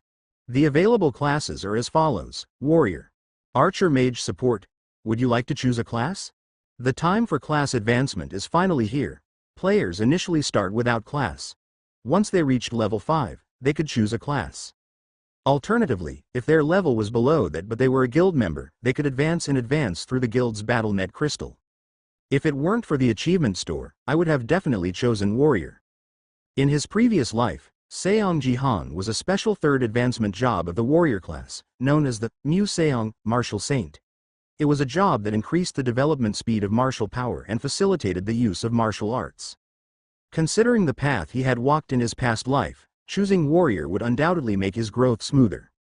But if I consider the class edition in the achievement store, by spending 10,000 achievement points, he could acquire an additional class. This presented him with another path to consider. It's time to aim for another unique stat. Seong Jihan's hand moved toward one of the 4 classes. Support. You have chosen the support class. Caution: this class is not compatible with the user. Are you sure you want to choose the support class? A system message appears, and the option to choose Warrior shines. Why make such a reckless choice? The system personally advises against it. However, Seong Jihan was confident. Now is not the right time to choose the warrior class. Choosing warrior right away might make him slightly stronger through the class bonus, but he didn't need that extra strength to get through the Bronze League. His current power was more than sufficient. Instead, I need to acquire the stats unique to the support class. Becoming a supporter grants players a new power, Divine Power. Divine Power grows the slowest, he recalled. On the Battlenet, raising stats could be achieved by spending remaining points or training according to the stat. There were two methods. Strength and agility increase easily with physical training. Even mana goes up with practicing magic. However, Divine Power was nearly impossible to increase through training. To acquire unique stats, Divine Power needs to reach a certain threshold. Spending precious remaining points to increase Divine Power might backfire. However, Seong Jihan had a way to increase Divine Power without spending points. Until I heard from the priestess, I believed Divine Power could only be increased using remaining points. Ranked 3rd in the American First Guild, Priestess. After the destruction of Korea, he joined the guild as an exile and she had paid a lot of attention to him since then. Annoyingly so. Didn't someone ranked 3rd have plenty to do? She would often chat while Seong Jihan trained in the guild's training room. Jihan, there's a new steakhouse in front of the guild building. Guild members went and said it's really good. Ah, I want to try it too. Jihan, does training alone really raise your abilities? People need to rest when they can. Jihan, can you stop breaking the poor iron doll and play with me now? She was quite noisy. However, amidst their chattering during breaks, there were many pieces of valuable information. Trends of rankers around the world, their estimated abilities, skills, and more. And among these, there were stories of the rankers' pasts. Of course, the priestess herself was included. Jihan, do you want to know how I became a priestess? Tell me. Because my divine power was high, isn't the cap 10 regardless of your natural value? Hee. Back during the Earth tutorial period, there was an amazing method to increase divine power. The method priestess shared was valid only until before the year 2020. Considering it was late July now, he needed to utilize this method as soon as possible. You have transitioned to the support class. A new stat exclusive to the support class, Divine Power, has been added. Rank F skill, Heal, has been added. Rank F skill, Strengths, has been added. Rank F skill, Barrier, has been added. Despite the system's objections, Seong Jihan successfully transitioned to support class. He checked the new skills he acquired. Heal, skill rank, F. Required divine power.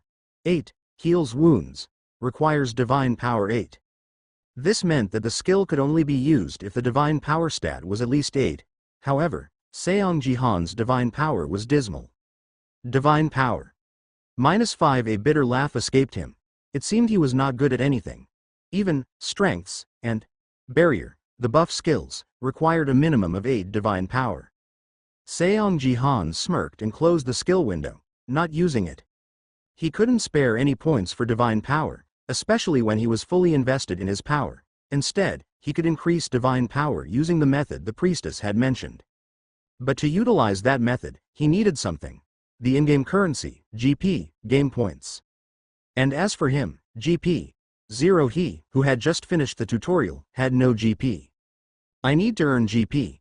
Now that GP is being tallied, I should do some exploration until the next game. GP could also be acquired through in-app purchases or the Battlenet market. Seong Jihan looked around Yun Seijin's place. While Yun Seijin had disposed of most valuable items and left for Japan, there might still be things he could sell on the market. Let's go treasure hunting. Seong Jihan began exploring the penthouse in earnest. Asterisk. Welcome to the Bronze League, Gangnam area. This mission is defense. A chorus of screams echoed as soon as they were summoned into the game. Lim Gaeong's brow furrowed involuntarily. So, this is the infamous zombie map. A bronze-exclusive defense map with 10 towers. The mission was simple. 4 players summoned on the towers had to defend against the climbing zombies. Protect the crystal and survive against the zombies. The battle continues until 5 towers remain. Lim Gaeong surveyed her surroundings as she arrived at her summoning point. A narrow rooftop space, about 10 meters in radius. Long walls extended on the left and right sides. The back was the inner part of the castle, leaving no gap for zombies to enter. I only need to focus on the front, step by step. Lim Gaeong walked towards the front of the tower and looked below. Countless zombies were packed, gazing up at the tower and drooling. Disgusting. This was why she disliked this map. Even though it was a game, the idea of fighting with those dirty zombies made her sigh. Phew. The party had to work well together. She sighed and waited for the others to be summoned. Flash. This map. As an archer was soon summoned, he muttered with a disappointed tone. Oh, defense? Snicker. A magician who appeared holding a sparkling, expensive-looking staff spoke up, casting a significant smile at the two. Warrior, archer, mage. With 3 classes already summoned, the only one left was the supporter. The summoned people so far seemed to have decent levels. Lim Gaeong quietly observed the archer and magician. Everyone's equipment was impressive. The archer was wearing at least a B rank item stamped with the emblem of the major corporation LK. The magician, while lacking a guild emblem, had even more splendid equipment than what the top 10 guilds provided. With equipment of this caliber, they should be able to handle the basics. However, Lim Gaeong was most concerned about the one person who hadn't been summoned yet. In this map, the supporter is the most important. Zombie defense tended to become a prolonged battle, inevitably leading to resource exhaustion. Hence, the role of the supporter was crucial. If only a competent supporter arrived, they should be able to manage with the 5 remaining towers. As Lim Gaeong thought this while waiting for the missing member, a flash illuminated the tower. The supporter she had been waiting for was finally summoned, and what she saw left her astounded. What? A man appeared, wearing a black tracksuit set, holding a long iron bar. He pushed past her and was none other than Seong Jihan, who had placed first in the tutorial. Asterisk. The archer from LK was dumbfounded. Even if it was the Bronze League, this was the Gangnam area, and the supporter came with that kind of equipment? What the hell? This round didn't look good. Just looking at the supporter's equipment made him feel as if he had stepped into something nasty. Are you the supporter? And then, as soon as he saw Seong Jihan, the magician's face contorted in displeasure, and he started speaking informally. Look at how you're dressed. Are you a beggar? That's why people like you shouldn't play during the tutorial season. What's this idiot doing here? The magician twirled his finger toward his temple, indicating, are you crazy? Seong Jihan's eyes turned cold at this. What's with that look? The magician's anger seemed to intensify upon seeing that gaze. Someone who hasn't even mastered the basics is showing that attitude. Unbelievable. I'm not playing today. With that, the magician declared his intention to quit the game. Hearing this, the archer hurriedly approached the magician. Mr. Mage. Please don't say that. Even if the supporter's equipment is like that, based on the fact that he has come this far, he should have some ability. The magician cast a probing gaze at the archer, or more accurately, at the LK mark engraved on his armor. Forget it. I can't play a game with that kind of jerk. Do you know how much money I spent on expensive equipment just to raise those bus-chung idiots? A magician who was very selective about people. The archer kept trying to convince the magician. Don't be like that, Mr. Support, you should apologize too. Why should I? Well, still, your equipment is just so mediocre. It was pointless to say something so straightforward, so the conversation stalled. The magician raised his voice again. Look at this bastard. I was trying to endure after listening to what the archer said. I won't play the game until this brat kneels down and apologizes. Kane kneeled down. That's a bit too much. Why should someone kneel down for this? Although the archer looked bewilderedly at the magician suddenly plopped down on the ground and went into protest mode. Hey, this bus-chung bastard. You won't get anything if you don't stick your head to the ground. Lim Gaeong observed the magician, who was sitting cross-legged on the ground like that. He had started quarreling as soon as he was summoned and now even ordered someone to kneel down. The guy seemed to be making a fuss despite his words, but there was a strange smile on his face. Finally, she could figure out the magician's identity. The troll mage of the Bronze League, Kim Gyuhyuk. Kim Gyuhyuk, he was once a promising magician belonging to the top 10 guilds. However, after 4 consecutive failed promotions in the silver promotion battle, he had become rather peculiar. If he was pushed into a team battle like this, he'd unleash complaints against newbies or those who seemed easy targets. If things didn't go his way, he'd throw tantrums like this. Even though losing would result in level down and other losses, he continued to cause trouble without any concern for it. Kim Gyu-hyuk was famous as one of the 3 biggest troublemakers in the Bronze League's Gangnam area. Trash. A person who judged others and caused trouble only for easy targets. Disgust deepened in Lim Gaeon's eyes as she looked at him. Still, in a zombie defense game, the magician, alongside the supporter, was the most critical class. So, she tried to somehow placate Kim Gyu-hyuk. However, step by step, Seong Jihan approached Kim Gyu-hyuk and casually uttered a few words. "Yeah, we don't need you." What? With a swift movement, Seong Jihan grabbed the magician's collar and effortlessly lifted him off the ground. "Don't play the game." Whoosh! Kim Gyu-hyuk's body was sent flying. His bewildered expression and his body stumbling through the air seemed to be in slow motion for a moment. What? What the fuck? Kim Gyu-hyuk's scream was soon overshadowed by the cries of zombies below the tower. Screech. Screech. Sounds of being torn apart were heard a few times. Flare. Kim Gyu-hyuk reappeared on top of the tower, back to his original position. He had used one of the 3 revival chances in the defense game. You crazy bastard." In the moment Kim Gyu-hyuk spewed out curses. Seong Jihan, who was looking at him with a puzzled expression, said a word. "You're still alive." What? Several seconds might have passed in silence due to an unexpected reaction. Seong Jihan, who suddenly clapped his hands, then immediately grabbed Kim Gyu-hyuk's collar. "Oh, you can resurrect in the Bronze League, right? In that case, die again." Kim Gyu-hyuk's body was sent flying into the sky once more. Yuwa. As soon as he resurrected, the wizard, Kim Gyu-hyuk, who was once again thrown out of the tower by Seong Jihan, activated a protective shield spell without hesitation. Shield. This support seems strong, but at the end of the day, he's just a support. Kim Gyu-hyuk believed in his magic. He was level 15, after all. However, the reason he was summoned for this game was entirely due to his continuous mischief and causing losing games, resulting in a lower matching level. This bastard, I'll definitely kill him. With his shield still active, he began to cast a fireball. Fire, but just as he attempted to turn Seong Jihan into a roasted skewer, Seong Jihan's hand brushed against the semi-transparent shield, instantly shattering the protective barrier like an eggshell. If you die again, you'll be left with only 1 life. Seong Jihan smirked, grabbing Kim Gyu-hyuk's collar as he stared in astonishment. "Hold on, off you go." Whoosh! Once again, the mage's body soared through the air and plummeted down beneath the tower. Arg! The zombies, eager to get a meal once more, cheered in gratitude as they leapt toward the plummeting mage. Crunch! Crunch! The unpleasant sounds echoed again.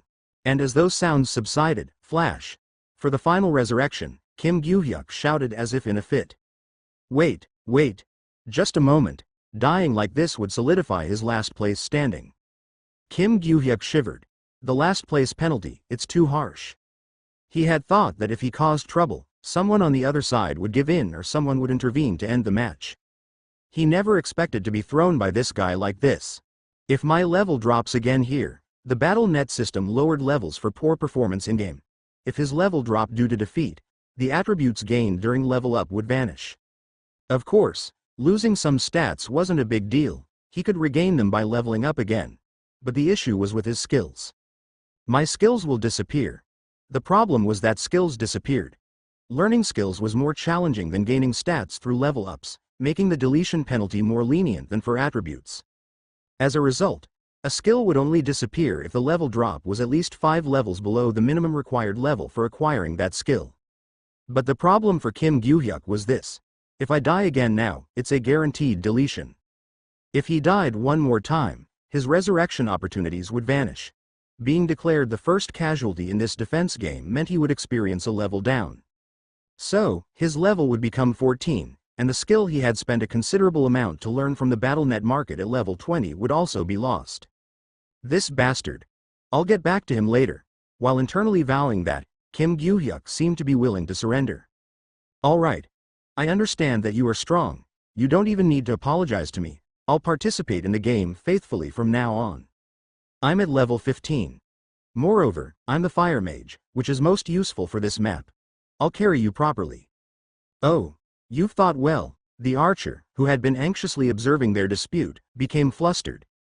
Kim Gyu-hyuk, famous for being one of the top 3 trolls in Gangnam, had actually given in first. Things were going smoother than expected. The person who participated in the silver promotion match is at level 15. Lim Gaeong was also surprised by Kim Gyu-hyuk revealing his level, but seeing that the troublemaker had conceded first, she believed the game would now proceed as intended. Is that all? Until Seong Jihan extended his hand again after quietly listening. Huh? With a swift motion, Seong Jihan once again grabbed Kim Gyu-hyuk's collar. Hey, you said? You don't even need to apologize. Anyone would think I started the argument. Just wait a moment, next time, have some manners. Swish. Along with Kim Gyu-hyuk's cries, he plummeted beneath the tower. The archer reached out into the air with a helpless expression, but by that point, it was far too late to catch him. Squelch. Mage class, Kim Gyu-hyuk, has fallen. Kim Gyu-hyuk has been eliminated from the game. In a defense map that was supposed to be played by a 4-member party, the mage had vanished. A chilly silence hung in the air. The trash has been cleared. However, Seong Jihan paid no attention to it. He stared at the quest achievement window that had appeared after entering the 10 Towers defense map. Limited quest. Achieve first place in 10 Towers. Reward. 1000 achievement points. It was a quest to achieve first place just like during the tutorial, and the reward was the same as back then. I was kind of expecting this. Seong Jihan gazed at another quest window that glimmered with a golden light beneath the limited quest. The content was something that wasn't there during the tutorial. Linked quest. Origin of zombies. Single-handedly defeat 1000 zombies. Reward. 3000 achievement points. When cleared, the quest continues with Origin of zombies. Defeat 1000 zombies alone? Seong Jihan furrowed his brow. This was an impossible mission, while zombies weren't a threat to him. The game could end before I finish killing them all. The 10 Towers. If 5 out of the 10 towers collapsed, the game would immediately end. This essentially meant that other players in different towers needed to hold out until Seong Jihan managed to eliminate all the zombies. The tense silence in the room was palpable as Seong Jihan continued to. I should focus on the limited quest for now, Seong Jihan thought. He walked towards the end of the tower and peered down below. Erg. A horde of countless zombies was gathering and crawling up towards the tower. The steep slope of the tower caused them to slide continually, but they were creating an angle by trampling over their comrades' bodies, gradually making their way up. Watching this scene beside Seong Jihan, the archer let out a deep sigh. Sigh, this is why we need a mage. If he could just cast a fireball into that zombie mass, it would easily ignite the self-made zombie hill they were creating. With a resentful look, the archer gazed at Seong Jihan. If that troll had just cooperated a bit more, but what are we going to do now? Without the mage, they'll keep coming up like crazy. So there will be more zombies than usual? Yeah. Have you played games before? To become a pro player, you have to endure these kinds of trolls and keep playing. Tisk, tisk. While the archer grumbled, Seong Jihan's ears seemed to block out his words. 1,000 zombies, huh? Is it possible?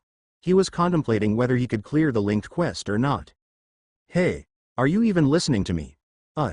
Creating this mess and ignoring what I'm saying, if you're so confident, then fight on your own. Just as the archer couldn't stand it any longer and yelled. Seong Jihan responded willingly. Oh, really? Player Seong Jihan. Lacks social skills. Not suitable for Battlenet Pro level. Since Seong Jihan had ejected the mage from the party, Lim Gaeong had been giving him low scores. Regardless of right or wrong, the proper approach for a Battlenet player, as Lim Gaeong knew it, was to overlook things when the opponent made a move and showed some restraint. He acts recklessly without considering the consequences. However, the bigger issue is, he chose the support class? Someone who suited the warrior class more than anyone else had inexplicably chosen the support class. Why would someone make such a choice? Is he a troublemaker? Since she couldn't understand it at all, she could only think that he must be crazy. And her thoughts led to a single conclusion. No value in recruiting him to the Rational Guild. If the young lady sees this video, she'll probably lose interest as well. With these thoughts in mind, Lim Gaeong approached Seong Jihan with determined steps. I will take the lead. Support, please stay behind. Anyway, she was the warrior of the party, so it was her duty to take the lead. Even if she didn't like his behavior, The task at hand still had to be completed. Meanwhile, Seong Jihan simply raised his hand in a nonchalant gesture. It's all right. Zombies might leak through, so just protect the archer. Lim Gaeong looked at Seong Jihan with a bewildered expression. Was he really going to fight alone in this situation? But soon, all right then. With a sentiment of, let's see how you handle it, she hurried over to the archer's side. As Lim Gaeong approached, the archer let out a string of complaints like a machine gun. Sigh, meeting 2 trolls in a single day, we're really unlucky. Lim Gaeong simply nodded in response to his words. Being at the bottom is a given. Leveling down, it can't be helped. After all the effort to level up during the tutorial, he had dropped a level right after the next game.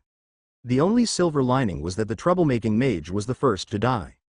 Although they would end up at the bottom of the team rankings, at least within their team, they avoided being the last. Yeah. Let's die quickly and start a new game. With that, Lim Gaeong looked at Seong Jihan. Thunk thunk.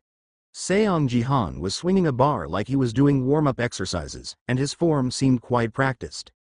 It seems quite heavy, but he wouldn't last long with it.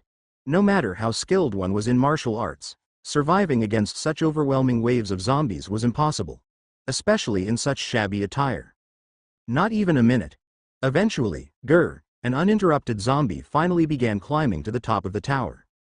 While other towers were still halfway up due to the mage and archer's efforts, this tower had no resistance and the top was already reached.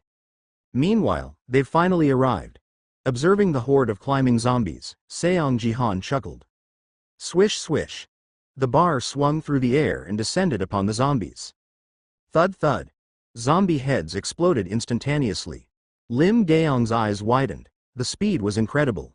Even someone like her, who had been through countless battles, couldn't keep up with the movement of the bar. The archer's reaction wasn't much different from Lim Gaeong's. He just stood there with his mouth agape, overwhelmed by praise. Is this real? Ms. Warrior, is he really a support? I don't know anymore. The rhythmic dance of Seong Jihan's bar was akin to a circus performance. Moreover, he targeted only the zombies' weak spot, their heads. The archer finally understood why Jihan was so confident. The tower was small, and the zombies could only come from the north, so Jihan could really cover it by himself. But that metal pole alone shouldn't be enough for a blood zombie. You're right. Lim Gaeong nodded at Archer's words. A blood zombie was an especially strong specimen among zombies. Its head was covered by a bloody liquid that made it resistant to physical attacks, and you needed special strength to suppress one. Of course, in the Bronze League, that strength was magic. If only he had kept the mage alive, we could have been in first place. Seeing Seong Jihan fight unexpectedly well, the archer felt even more resentful. Just look at us for a moment. Did he really have to kill him and turn the first place team into the last place one? And amid the horde of zombies, red smoke began to emanate from some of their bodies. The archer shouted in frustration, his expression filled with regret. Blood zombies, whoosh. Among the climbing zombies, 5 of them jumped high and charged forward. They possessed noticeably superior physical abilities compared to regular zombies. With red skin and faces made of blood, the blood zombies rushed towards Seong Jihan in an instant. This is the end. The archer thought in despair. Wah. Boom boom. The end of the bar briefly wavered, and then the heads of the 5 blood zombies exploded simultaneously. At the same time, from the spots where the heads had exploded, white flames emerged. A soft crackling, in an instant, the entire bodies of the blood zombies were engulfed in flames. This can't be real. Seeing the flickering light at the end of Seong Jihan's bar, Lim Gaeong couldn't believe her eyes.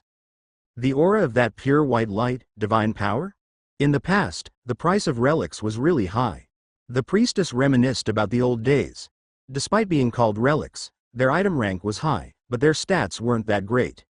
Is that so? Yes. However, when the Earth tutorial first started in 2010, there seemed to be some secrets, so the prices were high. She spread her hands and continued speaking.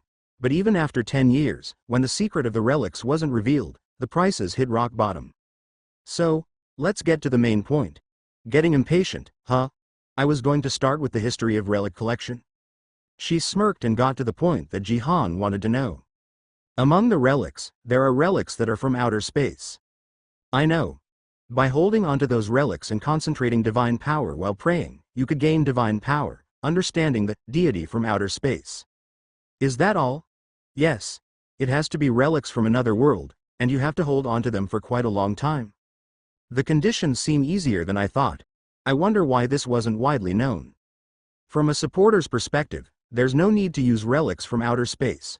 Relics from Earth's religions like Christianity or Buddhism give direct divine power bonuses to supporters.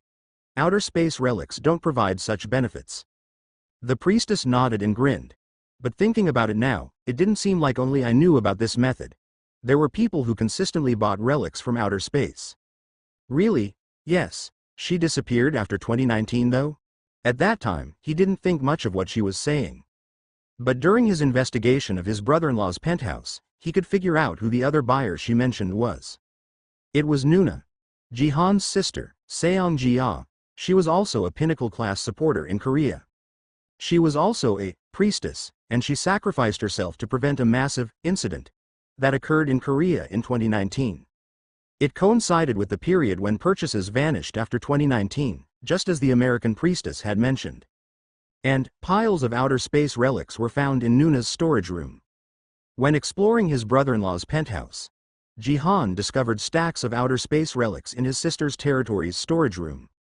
And most of the items were labeled former otherworldly relic, rank F. Although it was an otherworldly relic, it's useless now due to the absence of divine power. The item descriptions were written like this, however, a few items were different from the rest. Take this for instance. Whack, whack. As Jihan crushed zombie heads with an iron rod, he recalled the description of this item. Otherworldly relic. Steel pole, rank E, a weapon with strong durability. Deities from outer space strengthened their faith by striking down heretics. Perhaps because one had to strike down heretics while strengthening their faith, the divine power wasn't absorbed. And it remained intact in Yuna's storage room, and every time Jihan smashed zombie heads. Understanding of outer space faith deepens. Divine power increases slightly. Such messages kept appearing, especially when facing powerful blood zombies. Particularly during battles against formidable blood zombies. The relic is pleased to encounter heinous heretics. According to the relic's original purpose, divine power arises on its own.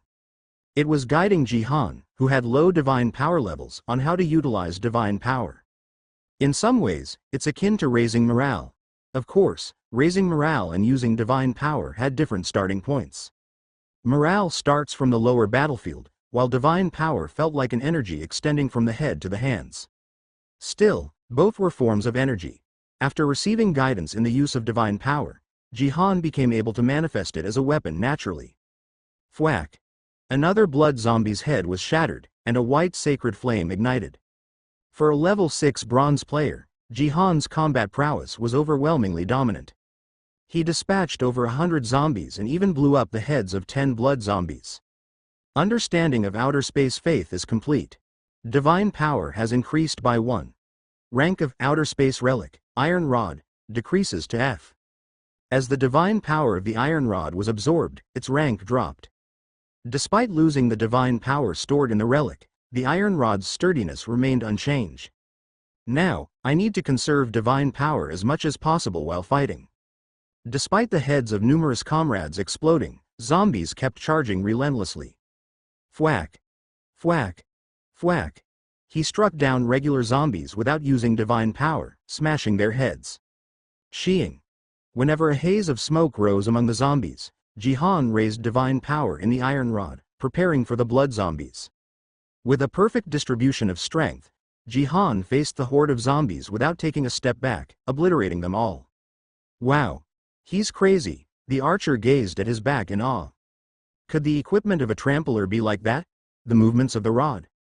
Precisely and chillingly, he struck the heads of zombies one by one. It was as if he could anticipate every movement of the zombies. Meanwhile, Lim Gaeong was astounded by Jihan's strength from the warrior's perspective. His control over power is flawless. When facing regular zombies, he refrained from manifesting divine power. Only when facing blood zombies, just before shattering their heads, he used divine power and conserved his strength. Although Lim Gaeong was also a bronze, she could use sword ki thanks to her outstanding gifts, Therefore, she knew how difficult that was. As the young lady said, I was lucky not to meet him in the Colosseum. Seong Jihan. His prowess were unmatched. The steel pole, which destroyed zombie heads like smashing watermelons. Could I, myself, evade that? Lim Gaong had no confidence. As Jihan single-handedly defeated the countless foes, dozens of minutes passed. Changes started to occur in the game. Oh, another tower has already been eliminated, we're not last.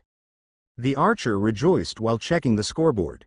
They had recorded 430 kills, placing them as the 10th tower with the lowest score. On this side, they were positioned at 5th place with 478 kills.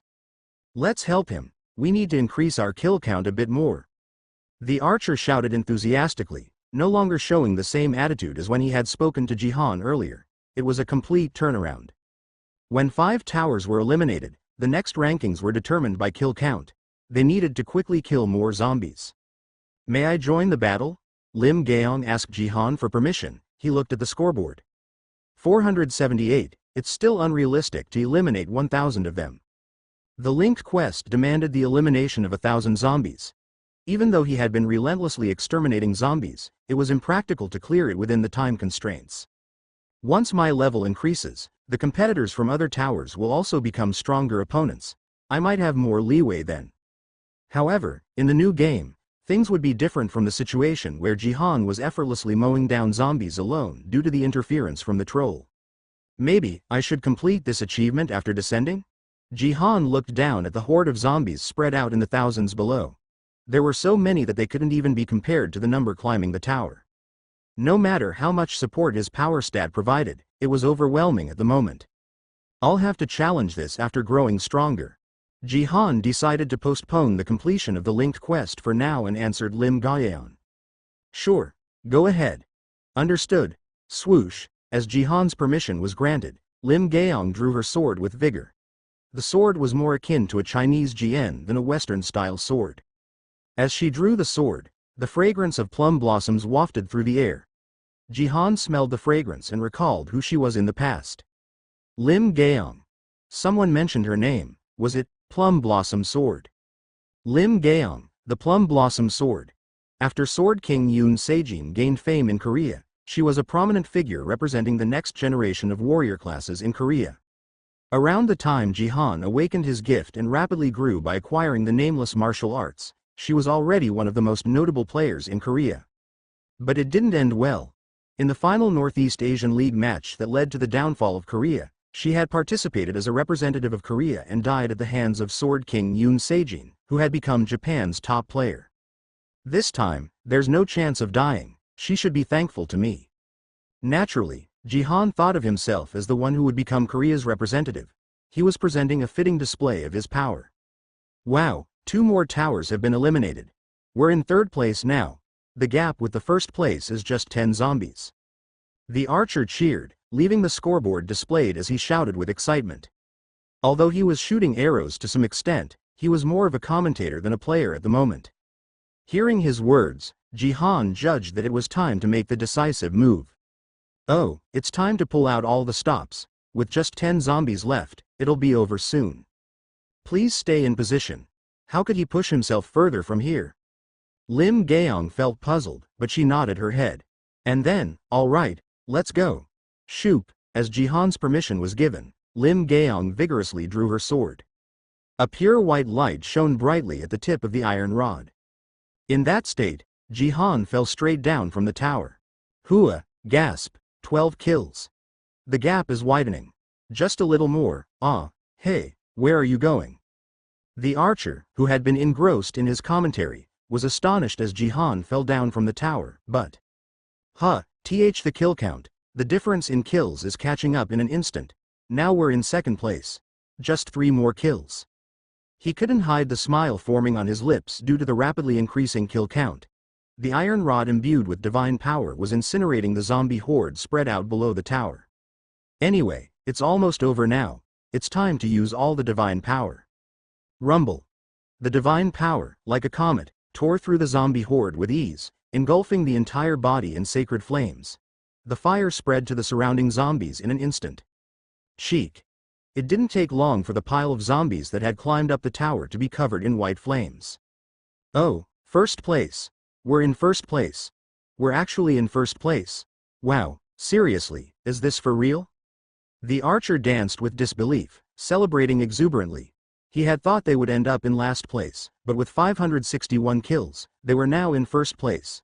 Moreover, Jihan had achieved 550 of those kills. Is he really the person I went through the tutorial with? Meanwhile, Lim Gaeong looked down at the scene below the tower with a feeling of emptiness. This game, Battlenet, was famous for its terrible balance, but this was too much. Could a player who had only played 2 games really perform this well, even if they were a silver tier player? Should I quit the game? Lim Gaeong was facing a wall she had never encountered before. 5 towers have been eliminated. Defense game, 10 towers, is ending. In a flash, as the game concluded, Jihan, who had fallen below the tower, was summoned back up. His clothes were covered in zombie blood, but his body was unscathed. Wow, you've really worked hard. Thanks to you, we're in first place. I'll finally reach level 10. The archer bid farewell cheerfully, greeted Jihan like a machine, and then logged out. Having achieved first place in a game he thought was hopeless, he seemed greatly excited.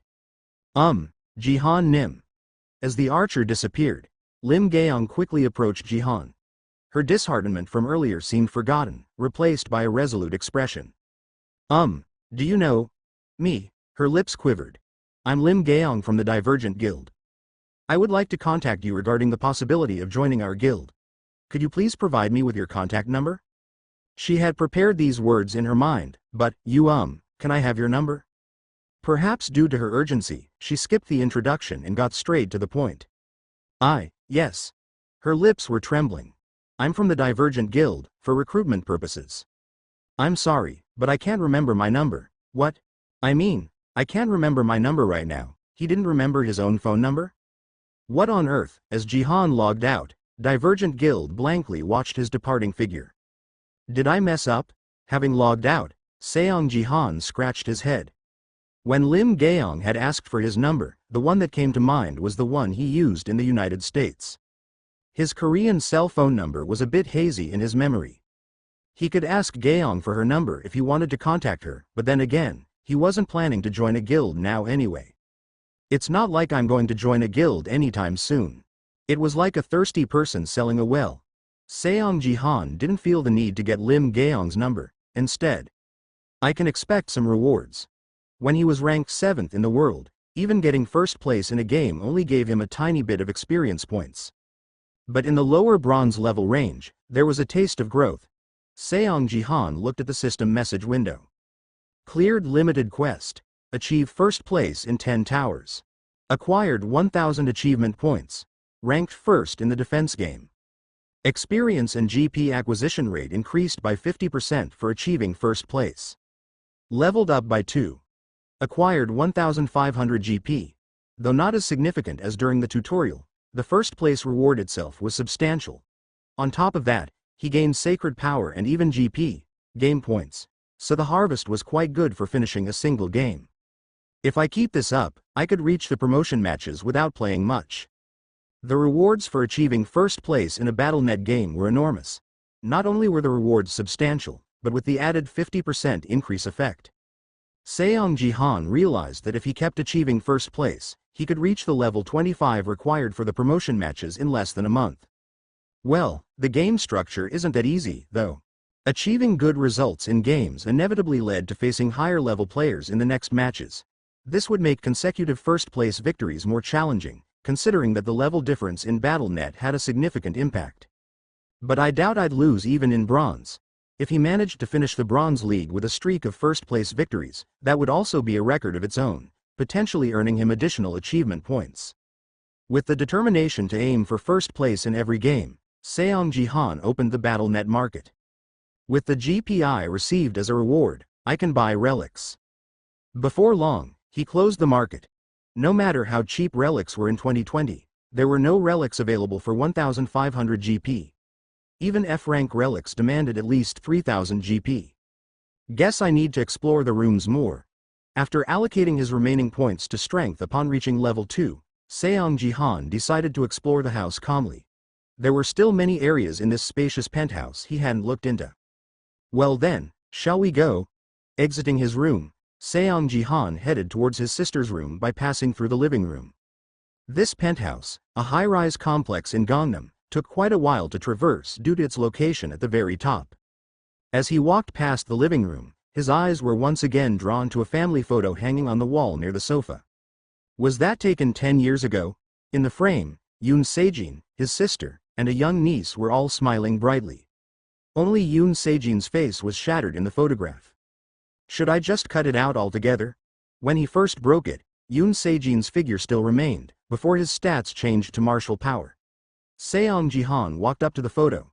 In that family picture, he didn't want to leave a trace of his face. At that moment, beep beep. Beep. A sound of a door opening from the entrance beyond the living room reached his ears.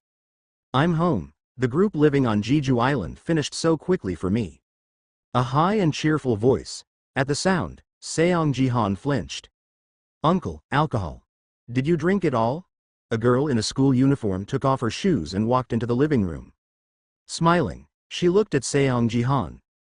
After spotting the broken family photo, she quickly moved towards him. Uncle. Yes. Having found the photo of her father shattered, his niece Yoon Seo smiled meaningfully. Why did you break it first? Thump. In an instant, she completely smashed Yoon Sejin's face in the photo. I wanted to do it myself. His niece Yoon Seo, who had mercilessly squashed her father's face, held a smile with a profound meaning. Seong Jihan's gaze toward her was a mixture of joy and apology. Seo, you seem healthy. Yoon Seo was 18, while he was 27. They had gotten along well like good younger siblings from a young age. It was really awkward when Yuna got pregnant after a year since our parents passed away. Seong Jihan's parents passed away in an accident. His older sister was left to take care of her 10-year younger brother, working multiple part-time jobs to support the household. She met Yoon Sejin and fell madly in love, getting pregnant at the young age of 20. Yoon Sejin, also at a tender age, decided to take responsibility and had a modest wedding, entering Seong Jihan's family. With no money to afford a new place, they moved into the apartment passed down to the siblings. I took care of her a lot since the two were busy working. From Yoon Seo's infancy, Seong Jihan took care of her a lot. She was a special presence to him. But in my previous life, I couldn't protect her. What happened to Yoon Seo in his previous life was dreadful. The memory was so awful he didn't even want to recall it. I can't let something like that happen again. Looking at Yoon Seo with a heavy gaze, Seong Jihan renewed his determination. Uncle, why do you have such a serious expression? Oh, it's nothing. You did well. But, about the group living? At Seong Jihan's question, Yoon Seo gave a bitter smile. The teacher told me to go home first because of what happened yesterday. Are you talking about the press conference? Yeah. You know, the other day, Dad called me before the press conference. What did he say? He said he fell in love with someone. Fell in love with someone. Seong Jihan's anger surged at those words. How dare he talk like that with his only daughter? That bastard, is that all he said? Sorry, he didn't ask for forgiveness and told me to live well with you. He also said he couldn't take me away. Thump. Seong Jihan's fist shattered the shards of Yoon Sejin's face in the album and pierced through the wall. In the real world, his stats couldn't fully manifest their strength like within Battlenet, but his martial power stat of 12 was still potent. Yoon Seo's eyes widened at the sight. Uncle. Why are you so worked up? Sorry. I couldn't hold back my anger. Keep talking. Yeah. He said he fell in love and that I should live well with you because he'll leave his Korean property behind. What a damn trash property. Initially, Yoon Sejin had organized most of his assets and fled to Japan. The rumors about Yoon Sejin leaving the country also spread due to his hasty disposal of guild shares and other properties. The only building Yoon Sejin didn't get rid of was Sword Palace, where Yoon Seo lived. But this building will also be seized by the government eventually. When Yoon Sejin had recently gone to Japan, the government was already watching him. The reason rumors about Yoon Sejin leaving the country spread was because he had hurriedly organized his various properties and guild shares. The only thing he hadn't arranged was the Sword Palace. But after what he did in Japan, the public opinion completely turned against him. Wow, because of that guy, we're at the bottom of the East Asia League rankings. He's the modern version of Li Wanyang. What? He is worse than Li Wanyang. He abandoned our country for a woman. As their anger grew, it was directed towards his only family member left behind in Korea. Why did his daughter stay in Korea? Even that is suspicious. And the sword palace that Yoon Sejin left behind, isn't that also supported by the national taxes? They should seize the building. The public sentiment was at its worst, and Yoon Se's identity was widely known throughout Korea. Personal information protection laws didn't apply to Yoon Se. In response to this heated public sentiment, the National Assembly passed a bill. It was related to the cancellation of tax exemptions and the return of taxes for players who renounced their citizenship. By this bill, the government seized properties. Seong Jihan and Yoon Se were kicked out of their home. It was hell. Seong Jihan had also been blamed by the whole nation due to this incident in his past life.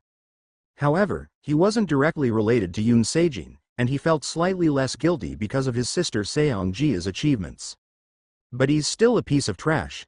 At least in the past, he didn't do this much harm.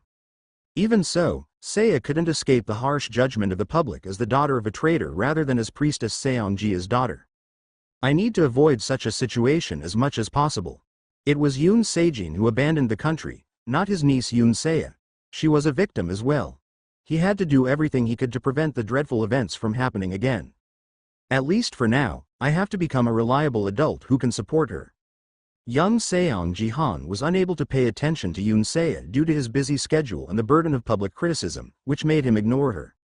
When he'd seen how calm and brave Se was, he'd said nonsense like, "Se is amazing. Uncle's going through hell." Hidden beneath her seemingly innocent appearance was the extent to which her heart had been corrupted. He only realized how much she'd suffered when it was too late, but things had changed. Se. Yeah, uncle. I'm always on your side. What's gotten into you all of a sudden? Until now, I might not have been trustworthy, but... The 2020 version of Seong Jihan. He was far from being a reliable adult. Besides predicting battles using the gift, Wanderer's Insight, through Battlenet, he had no stable occupation. He had received his house, car, and everything from his brother-in-law and sister. In the eyes of young Yoon Se, he probably appeared as just an unemployed person. However, but now it's different. I'll become an adult you can trust, so, you should also, don't suffer alone. You can rely on me. In response to his words, Yoon Se's expression changed for a moment. The smile she was forcing turned slightly distorted for an instant, and her eyes became moist. For a brief moment, she seemed on the verge of tears. However, it's okay. Of course, I am going to rely on Uncle. Despite the grave situation, her face still bore a smiling expression, like a finely crafted mask. A mask that was always smiling. Seeing this, Seong Jihan smiled wryly. Yeah. Right now, words might not resonate as trust. She couldn't convey the emotions she had felt when she was abandoned by her father. Let's gain her trust again with actions, step by step.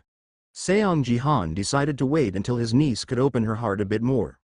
By the way, the slight change in expression Yoon Se showed a while ago seemed like a mirage. She smiled brightly at Seong Jihan and pointed her finger at him. Actually, uncle, you're the one who's dependent on me now, since you're living under my roof. This house. Yeah. Since my dad, that guy, said he'll pass on Korean properties to me, he'll probably give this to me too. Seong Jihan glanced around at her words. A penthouse in the heart of Gangnam. If you calculated the value of the building beneath it, Yoon Se was counted among the wealthy in South Korea. However, Se, I have something to talk about that. What? Uncle, I'll gladly share half of the building with you, since you're my uncle. He chuckled. It was quite generous of her to offer to share such a huge building. However, Seong Jihan's intention wasn't about that. No, it's not about that. Then? It's about this building. Let's donate it to the country. What? Human Resources Department, 3rd Division Head Office of the Divergent Guild. Peeved, ha ha ha. So you asked for his number, and he said what? He doesn't know his own number? Division Head Lee Haeyeon burst into laughter as she watched the video Lim Gaeong had brought. I mean, I don't look as beautiful as Miss and I look kinda masculine. So, it's understandable. Lim Gaeong said with a stern face. With her short hair, tall stature, and well-defined muscles, she did give off a somewhat boyish vibe, but that was a separate issue from looking masculine. Gosh, She really has no idea how popular she is in the guild. Haeyeon smirked and playfully clapped her hands for emphasis. Gaeong, don't say things like that elsewhere or you'll get in trouble. Well, I know that very well. Even in high school, only girls liked me. You went to an all-girls school. Well, that's true, but... Smack. Haeyeon clapped her hands. Alright, enough. That guy is just weird. Let's wrap up this issue.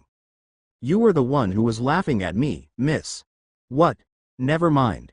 Tap, tap. As Haeyeon was sporting a smile at the corner of her mouth, she fervently typed on her keyboard. Anyway, Seong Jihan, this person. After looking at the data you brought, I thought we definitely need to recruit them. Even if he's a support class. Yes. With this level of skill, we should have him on board first.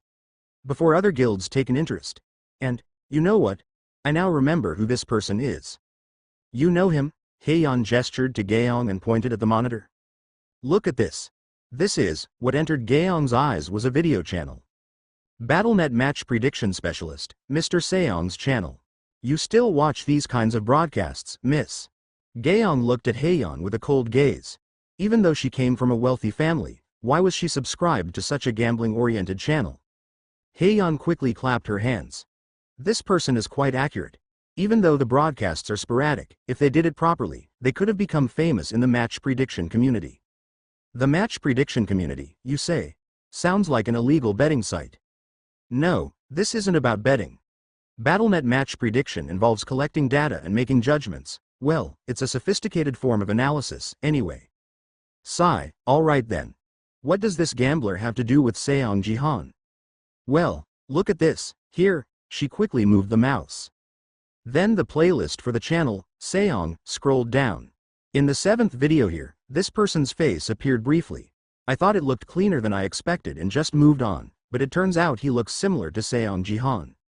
Hold on a second, miss. Gaeong urgently stopped Haeyeon from scrolling the mouse wheel down. Huh? Why? Look at the title of the live broadcast right at the top. Why would this person suddenly do a broadcast? It's been a while, huh? Haeyeon initially raised her head absent-mindedly, then widened her eyes. The title of the live video. It contained content she could never have imagined. Daughter and brother-in-law of the Sword King addressing the current situation and sharing the conversation with the Sword King. Sword King's brother-in-law, Yoon Sejin's penthouse living room. Seong Jihan, dressed in black, was setting up the camera. Phew, it was tough to persuade her. Donating the building in Gangnam that her father had left her, it wasn't an easy decision. Uncle, you are still not sober, huh? It was only natural for Yoon Se to say that. In this situation, where even swearing would be forgivable, her mild response felt quite generous. I couldn't reveal that I came from the future, but... He narrated the worst-case scenarios that would unfold one by one. Isn't that a bit exaggerated? Yoon Se half-asked, to which Seong Jihan countered with arguments like not being able to pay the inheritance tax, him having had a precognitive dream, and how things would get serious if he held onto it. After all the talking and persuading, he finally got his way. Fine, I got it. Well, uncle, you're my only family now. I'll trust you. Really? Yes. It would have been better if you asked them to just take half of the building. Donating to the country, seriously? While grumbling, Yoon Se delegated full authority to Seong Jihan. Thus, Seong Jihan was able to execute his plan after returning to the past. Oh, it's not showing up on my phone. Why isn't it working? Setting up the camera seemed unfamiliar to him. He scratched his head while looking at his phone screen and the camera. This camera. It worked fine on the Battletube last time. Battletube. An in-house streaming system and video platform exclusive to Battlenet. Equipped with hyper-technology that allowed videos to play even without an internet connection, Battletube boasted unrivaled market dominance, overshadowing all other video platforms on Earth. And on the other side of the camera, Yoon Se, dressed in black like Seong Jihan, stood with her arms crossed, watching her uncle's appearance as if it were something unbelievable. Since when did uncle become such a good actor? The Battletube window on Yoon Se's smartphone. The stream was clearly visible, with people complaining about how Seong Jihan's face wasn't showing. What's this guy doing? It's so frustrating. Is this just clickbait? But the house does look like the Sword King's place. Yeah, I saw it on Sword King's special show, and the chat kept scrolling. People were berating Seong Jihan, who was struggling visibly. If only it weren't for that annoying title, he would have gone live immediately. Daughter and brother-in-law of the Sword King addressing the current situation and sharing the conversation with the Sword King. The title was too long at first glance, but the mention of the Sword King's daughter and brother-in-law had people who were previously angered by the Sword King's interview entering the stream one by one. Wait, it really looks like the Sword King's living room, doesn't it? I thought it was just clickbait, but it isn't, is it? As word spread rapidly among the people, viewers began to gather. Currently 10,000 viewers have gathered. Standard achievement, gather viewers, 1, has been cleared. Obtained 1,000 achievement points as a reward. And as Seong Jihan, who was putting on a convincing act, continued, an achievement point notification popped up before his eyes. Just as I thought. Battletube was also part of Battlenet. Here, too, one could earn achievement points. Viewership numbers, subscriber counts, likes, dislikes, total views of a video, and more. The possibilities for earning achievement points on Battletube were boundless. It's going to be hard to break the dislike achievement. I'll have to receive a lot this time. While a video with too many dislikes would result in losses when converted to GP on Battletube, Seong Jihan didn't care much. Achievement points were more important than GP. Especially now, when he could only achieve a bronze rank at best, he needed to break as many achievements as possible through major issues. After all, my face is going to be on sale anyway. Even without stating his position, it would spread widely enough within a week for the whole nation to know. It's better to earn some achievements while getting favorable media coverage. And 2 hours had passed since Seong Jihan began to complain. Currently 30,000 viewers have gathered. Standard achievement, recruit viewers, 2, has been cleared. Obtained 3,000 achievement points as a reward, gained 10,000 dislikes. Standard achievement, even if the world hates you, 1, has been cleared. Obtained 1,000 achievement points as a reward. He had managed to achieve both the simultaneous viewer's achievement and the disliked achievement. People had come to see it because he had revealed his stance, but after watching him complain for 2 hours about the screen not showing, they couldn't help but hit the dislike button. If the content hadn't been related to Sword King, 99% of the viewers would have left by now. 30,000 people? They should hit the dislike button a bit more? On the other hand, Seong Jihan was regretful that he hadn't achieved the dislike achievement, too. However, it was time to stop the broadcast now. As he tapped his smartphone repeatedly, the screen finally appeared properly. Oh, it's on, Seong Jihan rejoiced as if he was about to jump. Then, with wide eyes, he continued to watch the screen. What's this? Why are there so many people? A genuinely surprised expression. Yuna, watching from behind the camera, couldn't help but be impressed by her uncle's remarkable acting. His face is good, but he's even better at acting.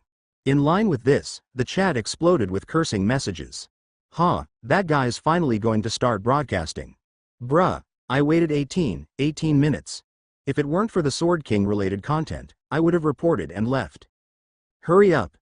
Be careful with your words, calling someone a traitor. The Sword King used a fake to deceive Japan. Yes, the next pro-Japanese collaborator, You've waited a long time, haven't you? I'm really sorry. Seong Jihan bowed his head deeply towards the camera. With a frustrated expression, he sat down at the desk and chair he had set up beforehand. Now then, Sword King's brother-in-law, me, Seong Jihan, and... Swoosh, swoosh. Asterisk at Seong Jihan's gesture, Yuna walked towards him with a somber expression. Even she, who had been admiring her uncle's expression management, was truly impressed by his acting skills as he began performing. Sword King's daughter. I will explain Yuna's perspective. In this streaming video that held the attention of the masses, as Seong Jihan introduced himself, multiple messages appeared in the chat. Seong Jihan? Top ranked in Gangnam 1 tutorial? While guild officials who surveyed even the Bronze League were impressed by Seong Jihan, ordinary people had a different perspective. Top ranked in the tutorial? So what, isn't he just in the Bronze League? At least he should be in gold. No matter how much he was from Gangnam 1, bronze was still bronze. This was the perception of regular individuals, which differed from that of scouts and hardcore fans who would look into players even below this level. Right. What's important now isn't the likes of bronze. Contrary to the excitement of the scouts, regular viewers were not at all curious about Seong Jihan achieving first place. What they were curious about was information regarding the Sword King. The pride of South Korea, ranked third in the world. Did Sword King Yoon Se-jin really abandon his own country and go to Japan? That was what mattered. First, I will tell you the content of the conversation between my brother-in-law and my niece. Seong Jihan looked at Yoon Se with a serious expression. In response, Yoon Se, who had been chewing her lips, carefully placed her phone on the desk. From there, the recorded conversation between Yoon Se-jin and Yoon Se was played without any editing. Se: Dad. Is it really you, Dad? What's with the interview earlier? Why are you going to Japan without telling me anything? I'm sorry. Dad, fell in love with someone. What? Love? Hey. Love? Wow, crazy. Hey. Love? Wow. I waited 18 minutes for this. This is insane. Is that really the Sword King's voice? Yes, I can vouch that she's a part of the Sword King family. The Sword King went to Japan because he fell in love? To viewers, the content of the conversation was so absurd that they couldn't stop expressing their astonishment and criticizing the Sword King. It's a joke, right? Love? Japanese women are more beautiful than anyone in the world. Yoon Se-jin's voice was brighter than ever. In contrast, Yoon Se-'s voice was thoroughly somber. Ah, Dad, please. No, right? Well, okay. You can remarry. It's okay to remarry. Mom, yeah. Became a stone statue. Since she's dead, you must be lonely too. Okay. The new mom is a Japanese woman? That's fine. Gulp. Perhaps it was an attempt to hold back her emotions. In the recorded voice, Yoon Se briefly swallowed her saliva. Her voice grew even more melancholic. Whatever you want, I'm fine with that. Even if you want to remarry, I'll agree. But, we don't need to go to Japan, right? That's the condition for her to accept my proposal. What, and? Yoon Se-jin paused for a moment. As if resolved, he continued in a resolute voice. There's another condition she has. She wants me to leave my daughter in Korea. Me? I'm sorry. I won't ask you to understand me? So, are you going to abandon me, Dad? I will leave you Gangnam's Sword Palace. I will pass it on to you. You won't have any financial difficulties. Once again, I'm sorry, Saya. Dad. Thud. With that, the call ended, and the recorded conversation came to an end. Yoon Se-jin, Seong Jihan, who had been acting all along, truly became enraged upon hearing the call.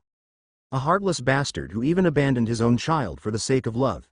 Hearing the notification he gave to Yoon Se, his anger surged. I didn't know the content was like this before. At that time, Seong Jihan was too busy suppressing himself, so he couldn't pay much attention to Yoon Se. He didn't know that this conversation was vividly recorded. Wow, crazy bastard, is the Sword King a complete bastard? He ran away to Japan just because of a woman? Most people were outraged after hearing the content of the conversation, however. No, this is fake. The Sword King would never do that, no way. The Sword King Association guarantees it. The fans of the Sword King, belonging to the Sword King Association, tried hard to deny the reality. Sword King Association, those bastards. Seong Jihan pretended to be inexperienced with BattleTube, but his eyes quickly scanned through all the messages appearing in the chat window. Remembering the terrible events of the past for a moment, Seong Jihan then managed his expression, focusing on the situation in front of the camera again. Like this, the Sword King Yoon Se-jin clearly expressed his intentions to us. Yes, that's right.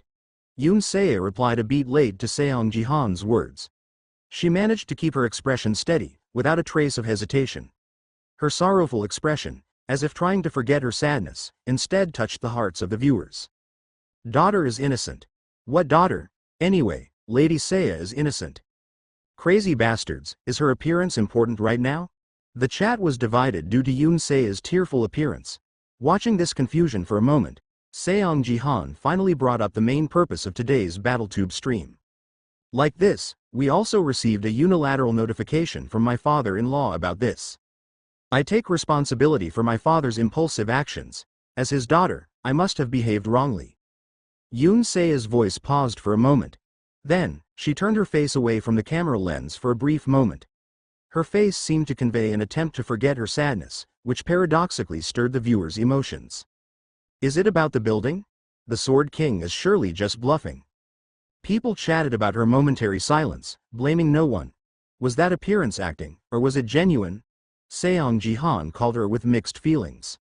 Seiya. In response, Seiya turned her face back to the camera lens. She opened her mouth again with reddened eyes. My father, he said he would hand over the Sword Palace to me, but I couldn't accept it in any way. That's why we want to declare here. Sword King Sejin will donate the Sword Palace, which he left to me, to the country. Whoa, donating the Sword Palace. The chat buzzed with the news of donating Sword Palace to the country. Sword Palace. A 67-story luxury complex building located in Gangnam. Its value was enormous. It wasn't a building that even 10 generations of a family would struggle to afford. And they were donating it to the country? Have they gone crazy? Is that girl impersonating the Sword King's daughter? Donating the Sword Palace, isn't that at the level of a national treasure?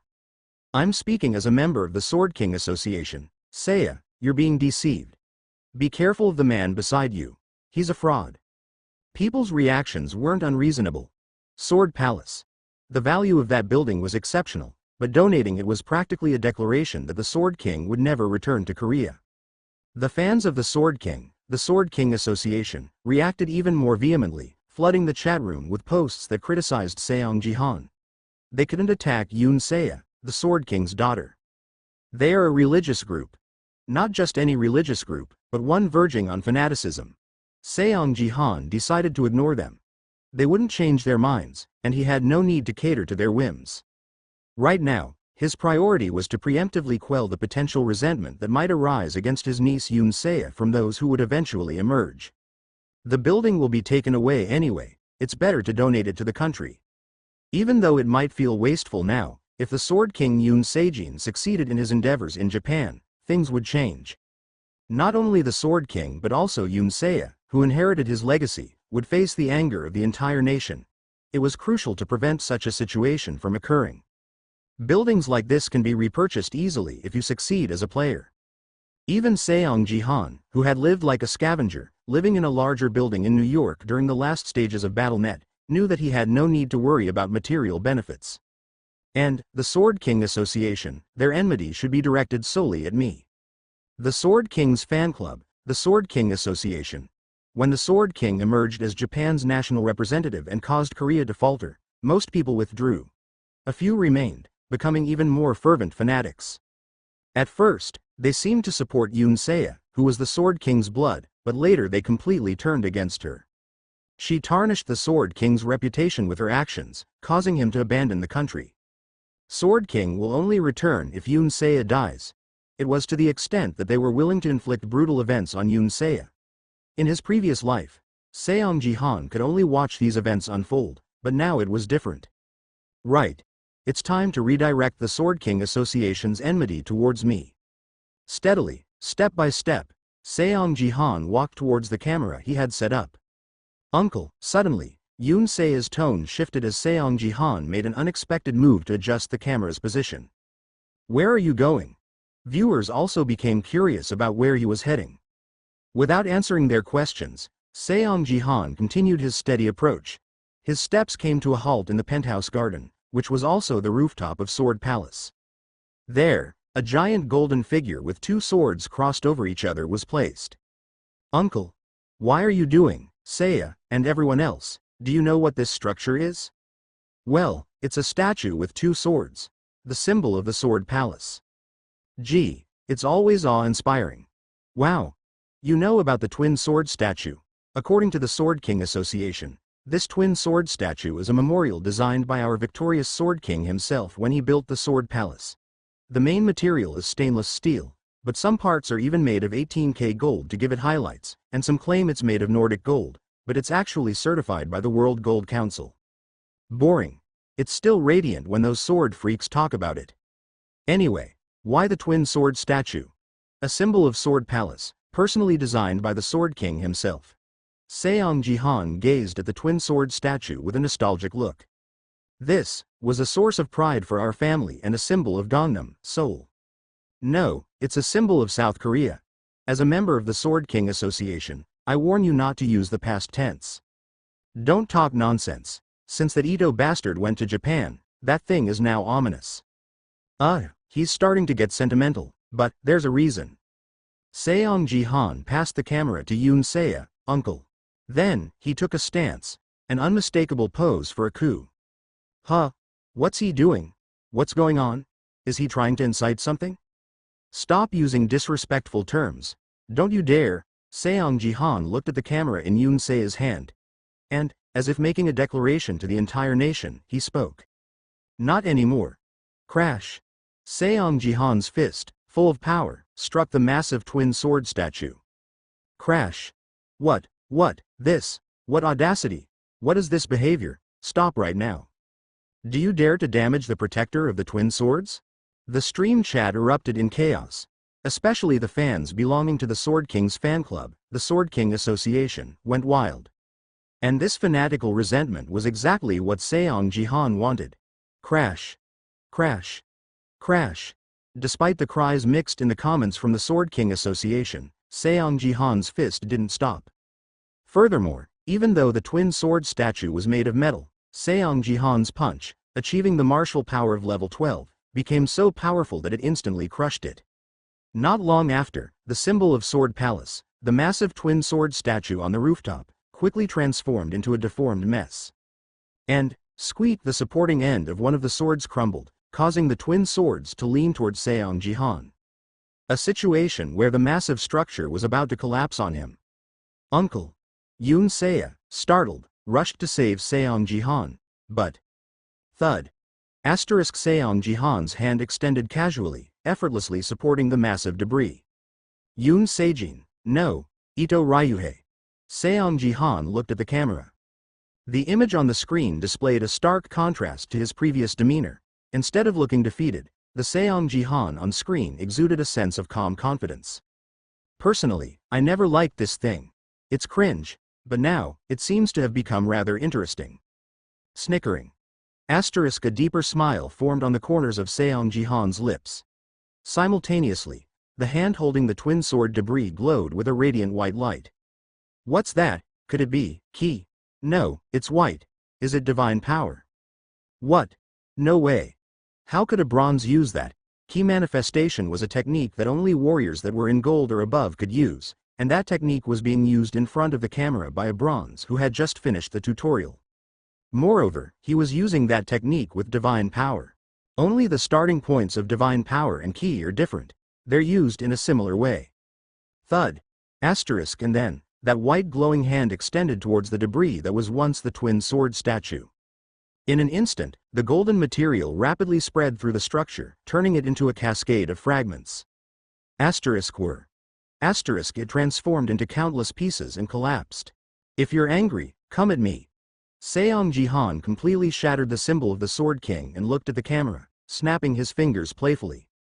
The reactions varied greatly. He's amazing. That's the power of a bronze. Ha ha ha, good riddance. Well done. Some were surprised and cheered.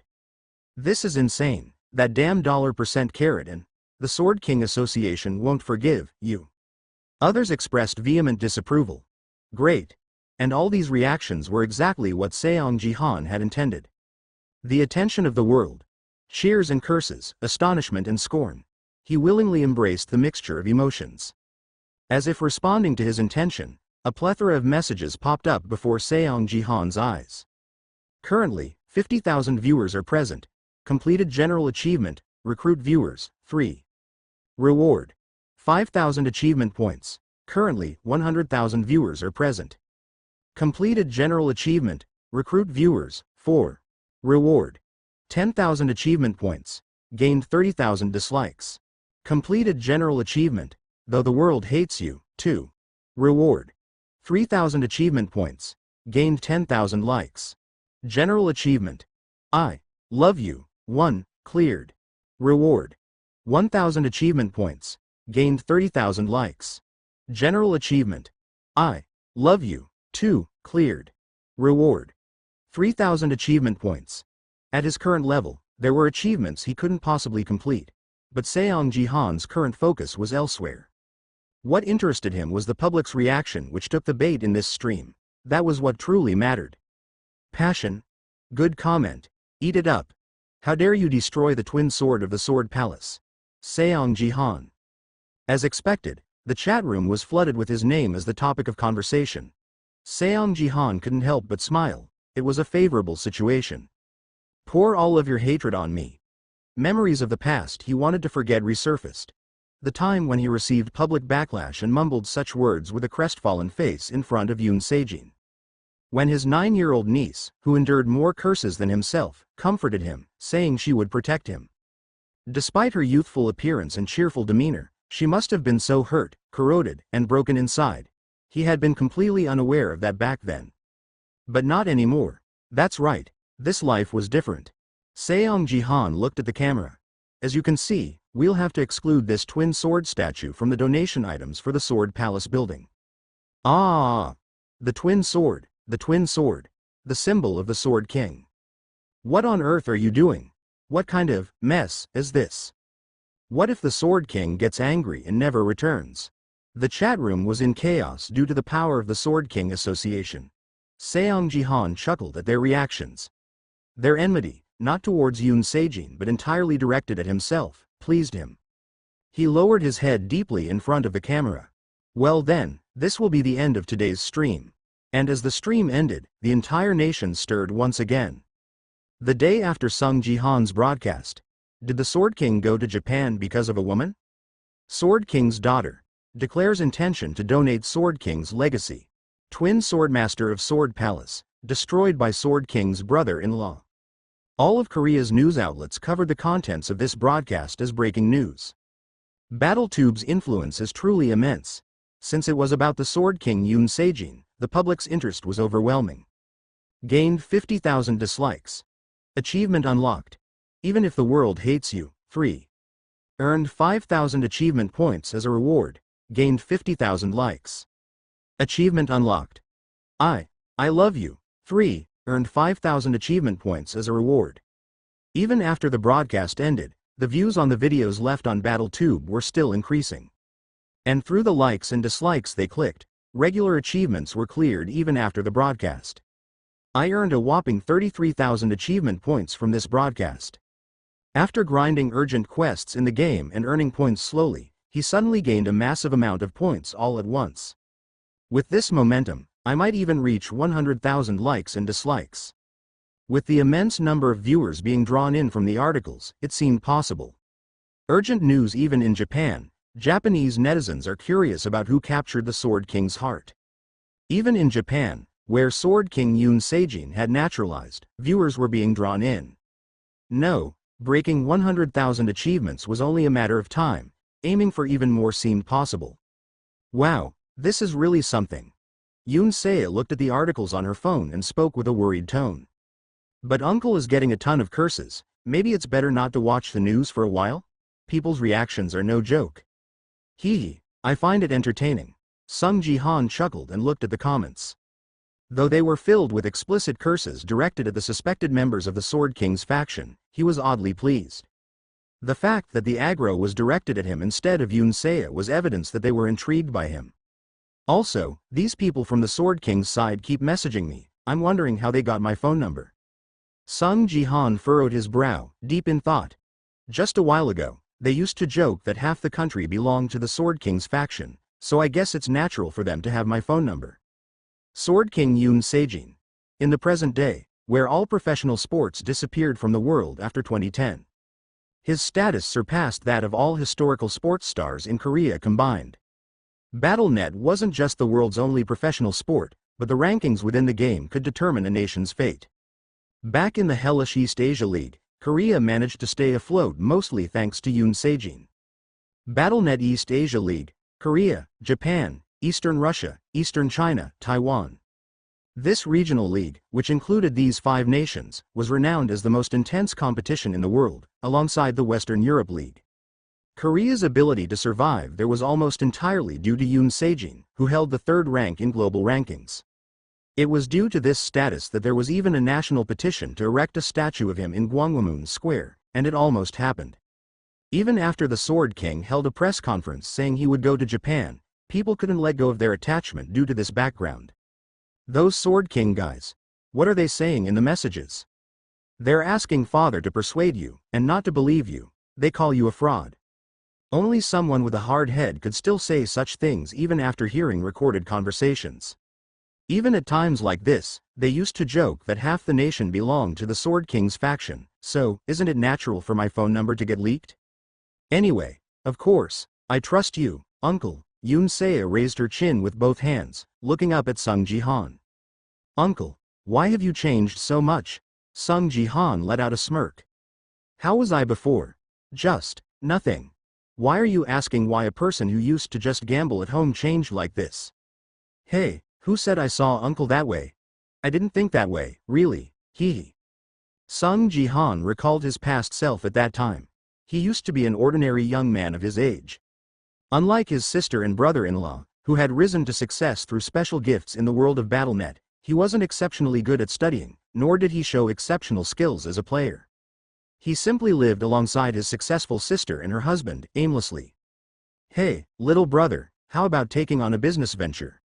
When Seong Jihan, who spent his days predicting Battlenet matches, was asked to do something by Seong Jihan, he replied, "This is my destiny." With that retort, he continued to laze around and enjoy life at home.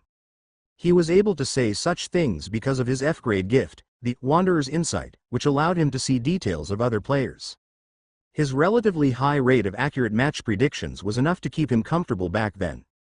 Seeing her pitiful little brother, Seong Jihan sighed many times. Yuna had grown up seeing Seong Jihan's antics, so she knew how directionless he could be. But now he's changed so much, it's natural to be curious. However, she couldn't reveal everything. Should I mention the existence of the martial power stat? It'll be known eventually, anyway. When Seong Jihan was thinking that way, beep beep beep. An alarm sounded from the wallpad. Who could it be? Saya, stay seated. When Yuna tried to get up, Seong Jihan stopped her. It could be those Sword King guys.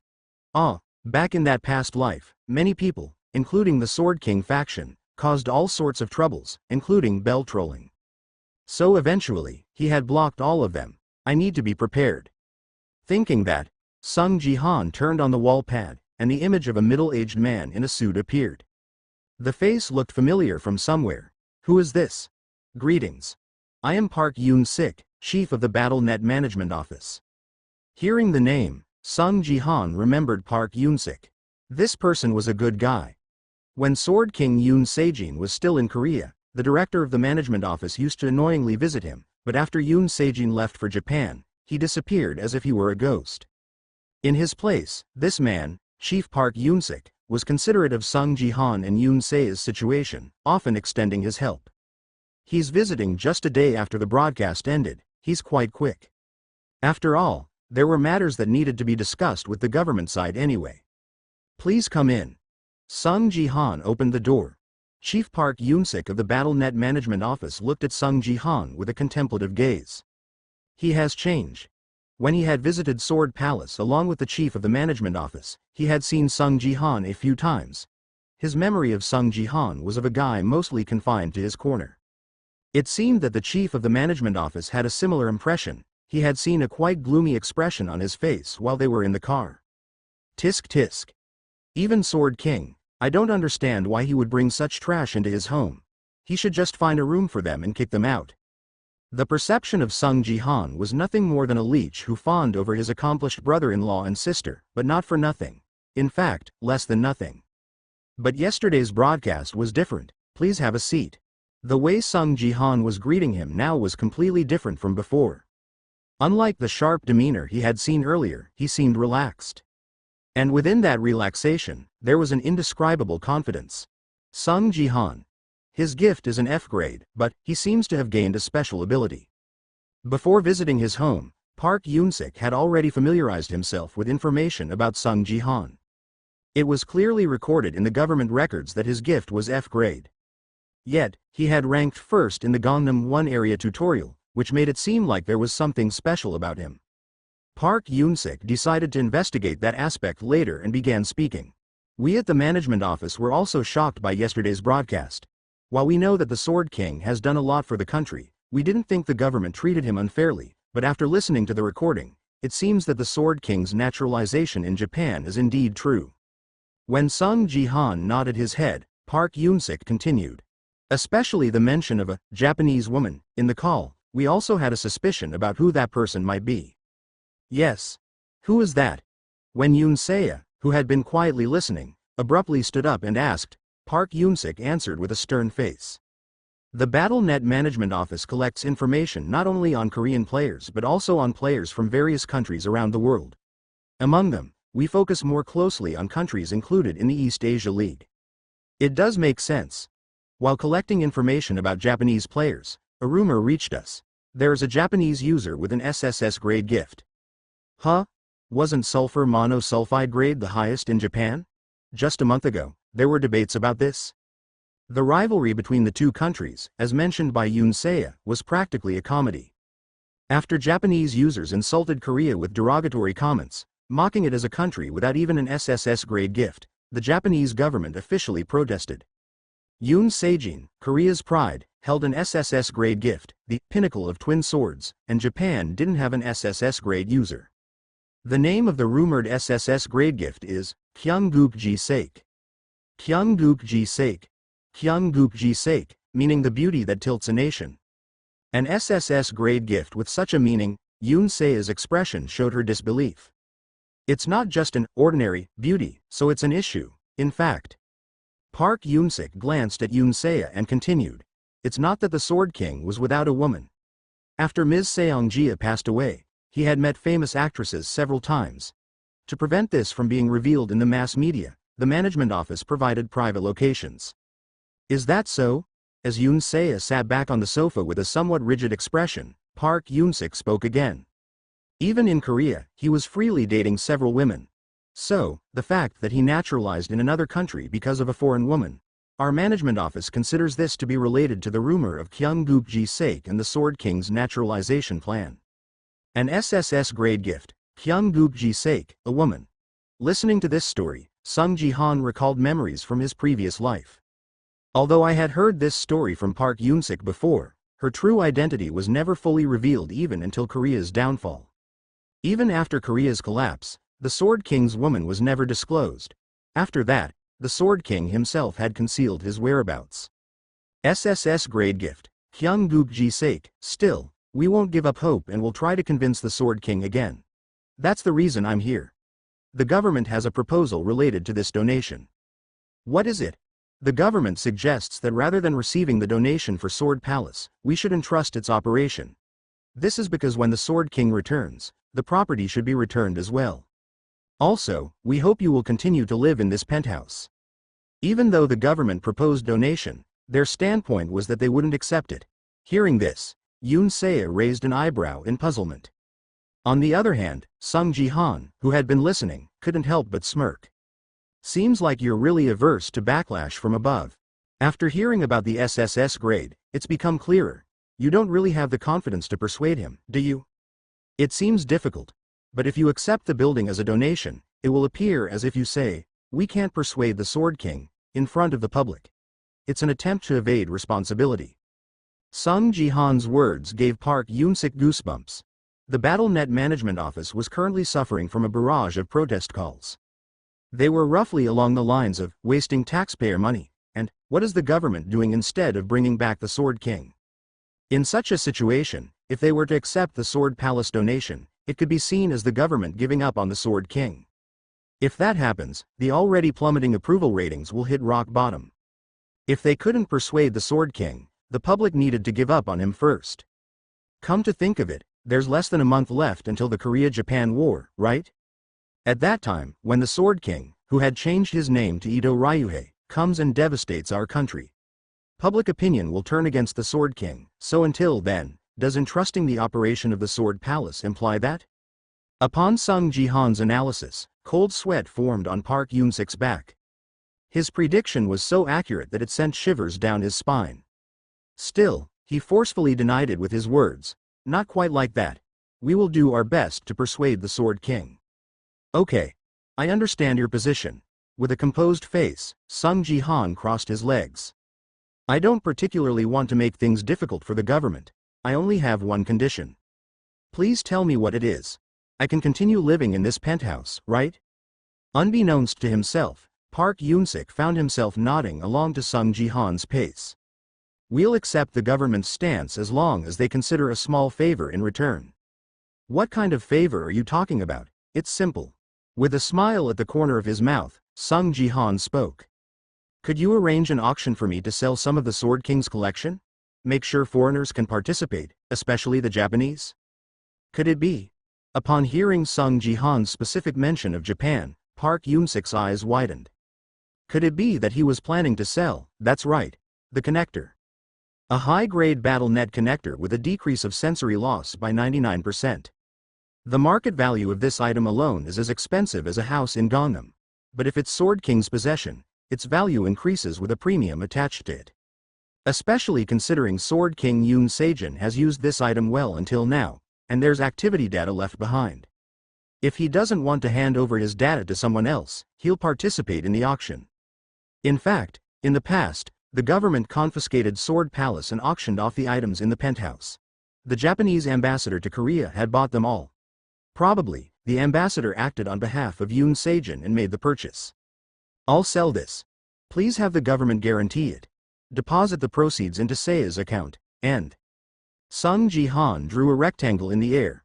This auction should be exclusively live-streamed on my Battlenet channel. Why settle for a chicken when you can have the bird? If you're going to eat, you might as well eat a pheasant. With the thought of earning achievement points, a broad smile spread across Seong Jihan's face. This doesn't seem like a question I should answer on my own. I'll report to Director Cook and then provide a response. However, I think higher-ups will probably give a positive answer. After Park Yoon-sik left, Yoon Se spoke weakly. Uncle, I'll take a rest for a bit. The conversation with high-ranking officials didn't seem easy for Yoon Se, who was just a high school student. Seong Jihan nodded slightly. Sure, take a nap. I'll be starting the league, so come watch BattleTube when you have time. You playing on the dad's connector? No, barehanded. Huh, barehanded? Seong Jihan said it nonchalantly, but it was a serious matter for Yoon Se. Yoon Se grabbed Seong Jihan's arm urgently. Uncle, that's too dangerous. Battlenet play should be done on the connector. You know how painful it could be. Well, you have to take a hit at least to feel the pain. I haven't been hit even once so far. Mister, why have you become so showy? It's a bit disheartening to be called Mister at 27 years old. Seong Jihan chuckled and patted Yoon Se's head. Get motivated by seeing your cool uncle, niece. Geez, winning first place in Gangnam and showing off. I'll see through your weaknesses, uncle. Yeah. Take a rest. As Yoon Se went back to her room, Seong Jihan waved her goodbye and checked his achievement points. It's 45,600 points. Quite a collection. He wondered how he had earned more points by broadcasting on BattleTube than by playing the game. Seong Jihan looked around the achievement store. Achievement store LV.4.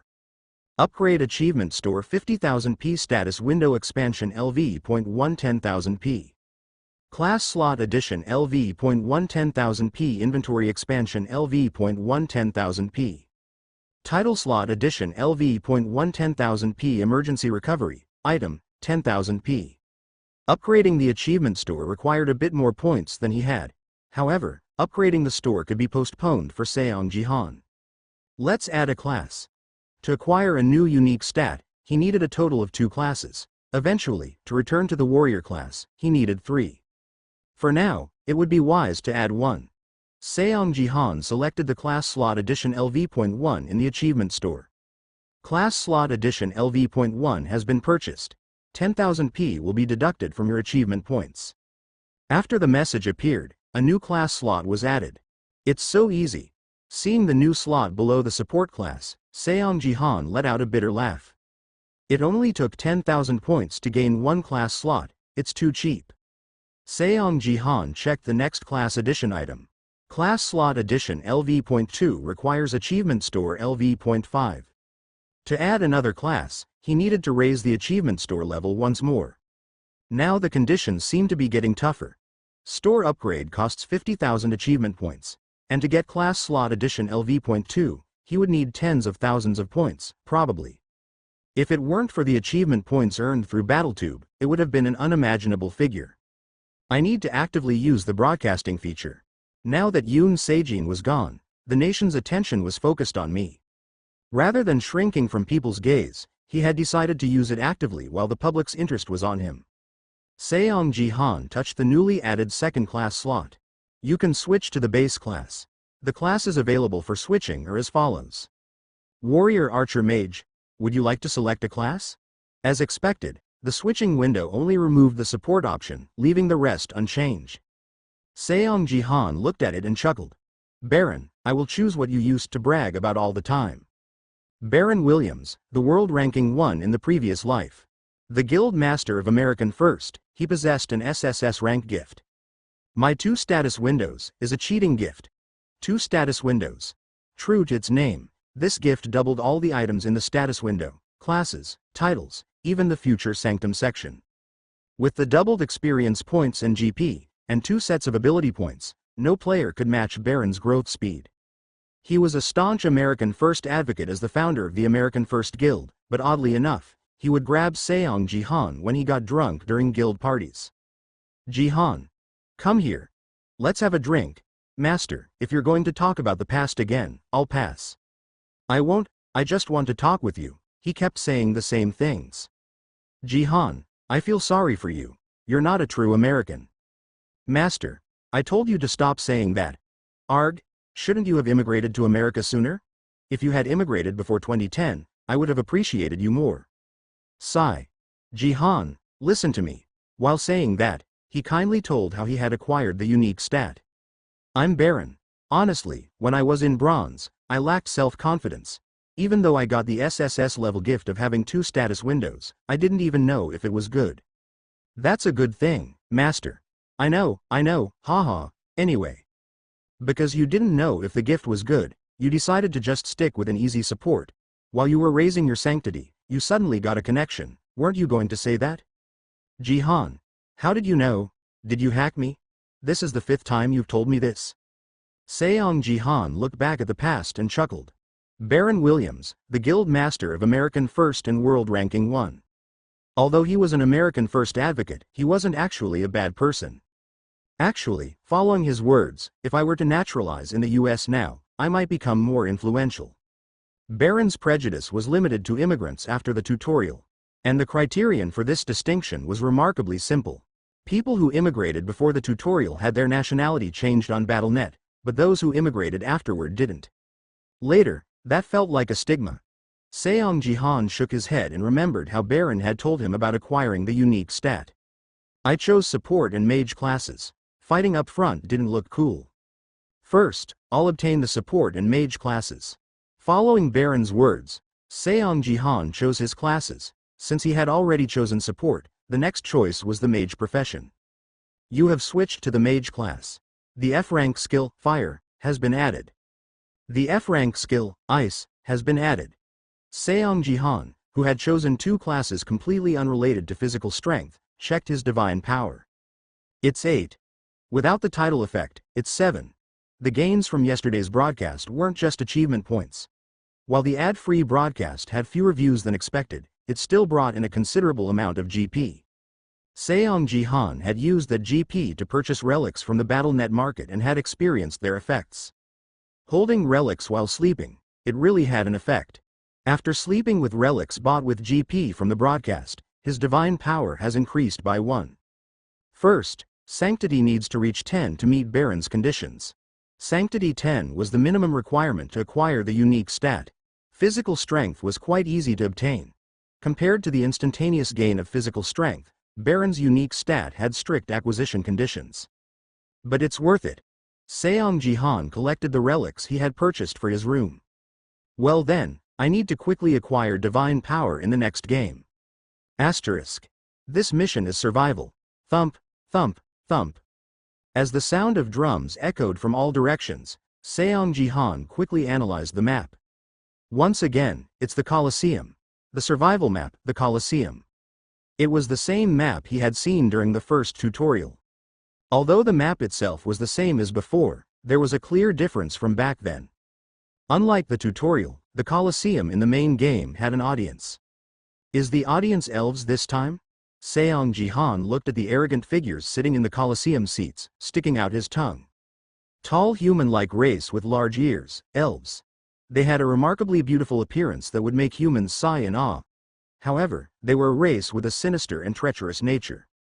Elves have deceived humanity quite a bit. If you were to allocate blame for the downfall of humanity, more than half of it would be on the elves. They were backstabbers through and through, and this time, it won't go as it did before. After making that resolution, Seong Jihan looked around. Unlike during the tutorial, many players with much better and stronger equipment were staring at him. It's Seong Jihan, who became famous overnight. The players looked at him with cautious eyes. The guy who did the tutorial just yesterday. How is he matched with me already? My level is 16. Did he use that divine power-infused aura in the broadcast? He's not an easy guy. Seong Jihan's appearance seemed extremely pitiable. He held an iron club in one hand and a huge kitchen knife in the other, making his balance completely off. His attire was like that of a sweatpants-wearing casual player, offering zero defense. Compared to the other players who were equipped with generous guild-provided gear, he looked like a delicious target to anyone. But people were cautious. I might die from just one hit. It seems like I'm bothered by something I use. Should I watch other guys fight first? As players exchanged glances and observed the summoned players, a player appeared near Seong Jihan. A man adorned in dazzling golden equipment. As soon as he appeared in the Colosseum, he started speaking energetically. Hello, everyone, it's Golden Light here. Today, let's begin our deep-sea exploration together. Oh my good, boss. Thank you for the GP support as soon as I logged into the game. The other players frowned upon seeing him. That guy showed up too. Is he still doing the deep-sea exploration project? Golden Light. A BJ who had gained some popularity on BattleTube due to his handsome appearance, and just a few months ago, he was a promising gold leaguer. However, what will happen if gold drops to bronze? Let's find out through the deep-sea exploration project. It begins. He had planned an unprecedented project to grow his BattleTube channel further. It was called the Deep-Sea Exploration Project. Since that day, Golden Light began intentionally losing matches. Sorry, teammates, I have to be last place. I'll go commit suicide. Hey, wait a second, you crazy bastard. Golden Light, who lowered his level from gold to silver, and then from silver to bronze. He stopped losing deliberately only after reaching level 5. Now, from here on, Golden Light, I'll keep aiming for first place and climb up. Aren't the skills worth it? Haha. The skills I waste can be restored with the love of my viewers. And that's when Golden Light's deep-sea exploration broadcasts began. Even though his level was 5, he had plenty of game experience, and he had all the gold level equipment from his gold days. There was no bronze player who could defeat Golden since he was a complete player who had risen to Gold League. Come on, is this the level of Gangnam? Tisk. Not that you just swing around a human liver sword. Broadcast content that ridiculed opponents who were putting up resistance. Even if promising players gathered in Gangnam Area 1, no one could match Golden Light. The first place is beyond reach. Let's avoid that guy. When all players decided not to fight against Golden and turned their heads to avoid his gaze. Golden Light's eyes sparkled as he looked around. Oh, everyone, look at what I've found. The person he locked eyes with was none other than Seong Jihan in his sweatpants attire. Seong Jihan, I got matched with Seong Jihan, it's me. Streamer Golden Light pointed at Seong Jihan with his finger and rejoiced inwardly. This is amazing. Their channel's subscriber count had been stagnant recently, but they never expected to find such amazing story material in the Colosseum, and right next to them. Oh, is that really Seong Jihan? Why is his equipment like that? Golden Light, kill that Seong Jihan brat right away. The members of the Sword King clan are having another fit. Why is that traitor, who sided with the Japanese during the colonial era because of a woman, still clinging on? The Sword King clan is a joke. Chat messages poured in at least 10 times faster than usual, focusing everyone's attention on the scene. Great. When the tide comes in, one must row. Golden Light waved his hand towards Seong Jihan. Mr. Seong Jihan, I'm a streamer. Golden Light, can I interview you? Seong Jihan turned his head with an annoyed expression upon hearing his name called. He recognized the voice of the person talking to him. a man in golden armor trying to draw attention to himself by talking to the air and gesturing to his own appearance. A streamer, huh? He's not just streaming videos, but interacting with the viewers. BattleTube streaming was common among Battlenet players. While it was less popular now due to the decline in interest from higher-ranked players, many players above the silver rank still tried to gain popularity and GP by running BattleTube alongside their gameplay. But generally, they keep the chat off. Battlenet was where split-second decisions could turn the tide of battle. Trying to communicate with viewers in real time could distract from important gameplay moments. I might not keep the chat on once the game starts. Seong Jihan speculated that the streamer might turn off the chat when the game began to focus on his gameplay. I should probably keep my playthrough on, although he had no intention of engaging with viewers. However, while the audience's attention was on him, he needed to boost his view count a bit more. Besides, Seiya needs to see my play. Thus, Seong Jihan changed his BattleTube settings to live stream his gameplay. Wow, that guy, he's ignoring me, right? Golden Light looked at Seong Jihan, who was ignoring him, and appealed to the viewers. Immediately, the chat exploded with comments. He's not even looking? Wow, how rude. Golden Light Nim, I have a mission for you. User, Sword King Love 52 feet has sent a viewer mission. Kill player, Seong Jihan, and make him come last. Reward, 200 GP, 200 GP. Since 1 GP was officially linked to $1, 200 GP amounted to about 200,000 Korean won. Hey, Sword King Clan, we need to take down that arrogant brat.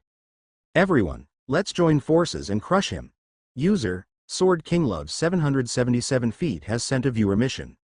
Kill player, Seong Jihan, and make him come last.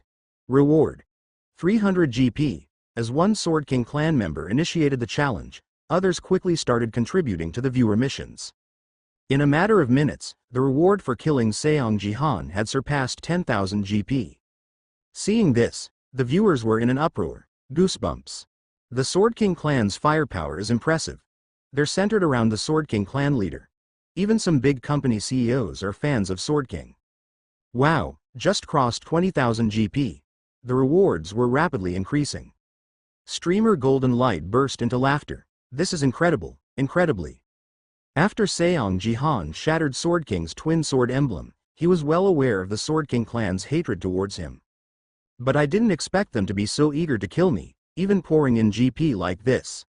In reality, even if Seong Jihan were to die, he would only be de-leveled, nothing more.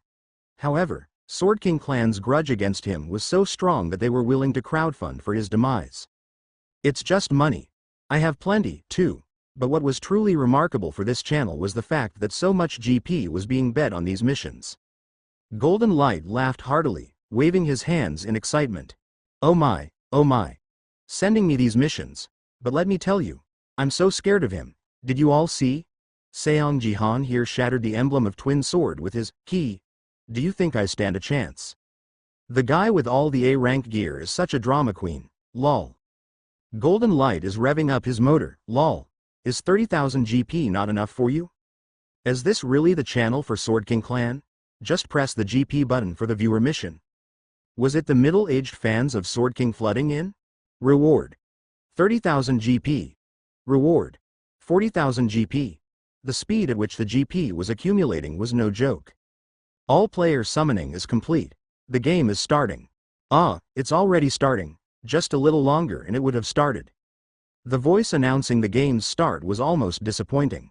If the mission goal wasn't to make Seong Jihan come last, I could have toyed with him and then killed him. For Seong Jihan to come last, he needed to be the first among 100 players to die. Otherwise, Sword King Clan would have been able to torment him and gain support from their viewers. Too bad, but there's no helping it. Golden Light adjusted his tone and raised his voice in a broadcasting manner. Now then. Me, Golden Light, as scary as I am, thanks to all of your support, I'll carry out the missions. Kill him, kill him, kill him, kill him, kill him. We need to make him last. Got it? Of course. In order to faithfully fulfill the viewer's missions, Golden Light drew his golden sword. Charge. His charge skill, charge, was activated. His body accelerated in an instant, rushing toward Seong Jihan. Mr. Seong Jihan. The harbinger of your game's end has arrived. It's none other than streamer golden light I'm talking about. And the tip of the golden sword extended straight towards Seong Jihan's back. Oh well. It's ending rather uneventfully. That's right. Torture him a bit. It's the last place mission, so there's nothing we can do. But seriously, golden light. Can't you refrain from using that line every time you kill? It's his trademark, you know. Even if we curse at him, he just keeps on doing it. I'm freezing to death. I want to leave every time I hear that. For real, lol. As streamer Golden Light's viewers were attempting to overcome the uninteresting content. Swoosh. Asterisk Seong Jihan's figure disappeared. Golden Light's sword pierced the air. Huh, what's going on? Where is he? Quite noisy for a surprise attack. A cold voice echoed in streamer Golden Light's ears.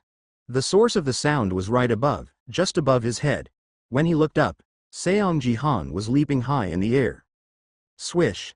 Asterisk a formidable iron staff cut through the air with terrifying speed. A shiver ran down Golden Light's spine as the staff's tip approached his back. Clang. What kind of power? Seong Jihan's blow from the iron staff was blocked by the golden sword, but the immense shock reverberated through Golden Light's entire body. If the golden sword weren't an A-rank item, he might have been smashed to pieces. A fine sword. Seong Jihan briefly admired the gleaming golden sword before resuming his attack. In his right hand, an iron staff, in his left, a massive kitchen knife. Though an unbalanced weapon combination, the flurry of strikes he unleashed was fearsome. Shit. Golden Light's body had just recently been a gold rank. With his extensive combat experience, he did his best to defend against Seong Jihan's attacks. However, the iron staff and the kitchen knife moved with almost lifelike freedom, pressuring Golden Light relentlessly. What kind of unprecedented combination is this? Clang. Clang. Asterisk Seong Jihan's weapons struck against the golden armor. The A-rank armor dented deeply from a single blow. Thankfully, it was an A-rank piece. Had it been B-rank, Golden Light would likely have been killed by now. A chill ran down Golden Light's spine. In that brief clash, he could tell for sure. Seong Jihan was no ordinary bronze rank. My stats should be superior. Golden Light's golden armor set not only provided exceptional defense but also boosted his strength and agility stats. Up until now, he had tackled the deep-sea exploration of the bronze rank, relying on his skills and equipment to push forward. However, nothing he tried had any effect against Seong Jihan. I'll take you on seriously from now on. That's a flag for defeat. Why is Seong Jihan so skilled in combat? The A-rank armor is warping. He's supposed to be bronze? Does that make sense? Yeah, it doesn't make sense. Oh, seriously. A former gold is getting pushed around by a bronze. The chat was overwhelming, leaving Golden Light's eyes spinning. Until now, he had been able to fight while keeping an eye on the chat, but facing Seong Jihan, he had no leisure to read the comments. I'll turn off the chat. Whoa, Golden Light even turned off the chat? Hey, how rare is this serious mode? Now, I'll face you with all my might, Seong Jihan. Golden Light's resolve was firm, but suddenly, a gleaming white kitchen knife fell from the air. This is key energy, radiant white light, divine power. Golden Light hastily swung his sword. He hadn't even used a pot cover to mock his opponent. Clang. Asterisk then, out of nowhere, Seong Jihan's iron staff intercepted Golden Light's sword. Huh? Too much talking while fighting. I didn't. Golden Light's last words trailed off. Streamer Golden Light's body was sliced in half, and his body gradually turned white. A message appeared for all players within the Colosseum map. Player Seong Jihan has achieved the first kill. Even though Seong Jihan was known to be strong, nobody would have expected a former gold-ranked player to be defeated so easily. Wait, how did this guy who descended from gold get killed so easily? Seong Jihan, that guy. Watch out for him, can't win. Players who had been observing their confrontation from afar abandoned any thoughts of targeting Seong Jihan. Even players armed with A-rank equipment couldn't withstand a few rounds and were eliminated. It wasn't worth attempting to challenge him. Meanwhile, Seong Jihan achieved first kill in the Colosseum map. Achievement points plus 100. 100 points for the first kill achievement? Although it was a decent number compared to his efforts, after recently accumulating achievement points through various broadcasts, it felt insignificant. Let's aim for 10 kills in this survival. Seong Jihan concluded there was likely a point-based reward tied to the number of kills. Since there was no separate reward for achieving 6 kills, reaching the round number of 10 kills might yield bonus achievement points. That aside, Seong Jihan silently watched the spot where streamer Golden Light had died. He needed to find prey quickly and move efficiently to achieve his goal of 10 kills, but he stood still as if waiting for something. And soon, flash. Flash. From the same spot where streamer Golden Light had disappeared, white light burst forth again. Heh. Heh. Viewers, you now know that letting your guard down is a mistake, right? Seong Jihan. This time, I'll definitely kill you. Streamer Golden Light, whose head had been split in half, revealed a relaxed smile as he reappeared. Had he been communicating with viewers? He adopted his distinctive tone and was expressing his determination. Standing behind him, Seong Jihan chuckled and responded to Golden Light's determination. That's right. Never let your guard down. Huh? Why are you still here? Golden Light's previously relaxed expression rapidly turned grim. Wait, why isn't this guy leaving yet and still waiting here? As expected, he used the resurrection cross. How did I even know how to use this? Golden Light's eyes widened. The resurrection cross was an item that allowed a player to overcome death and re-enter the match. However, its penalties were severe. Rather than using it to resurrect, it was generally better to start a new game. Golden Light had used it this time to make sure he didn't miss the opportunity to confront Seong Jihan, despite the significant penalty. Streamers are all the same. The iron staff that had been waiting swung down on Golden Light's head. Crunch. Thanks for the 2 kills.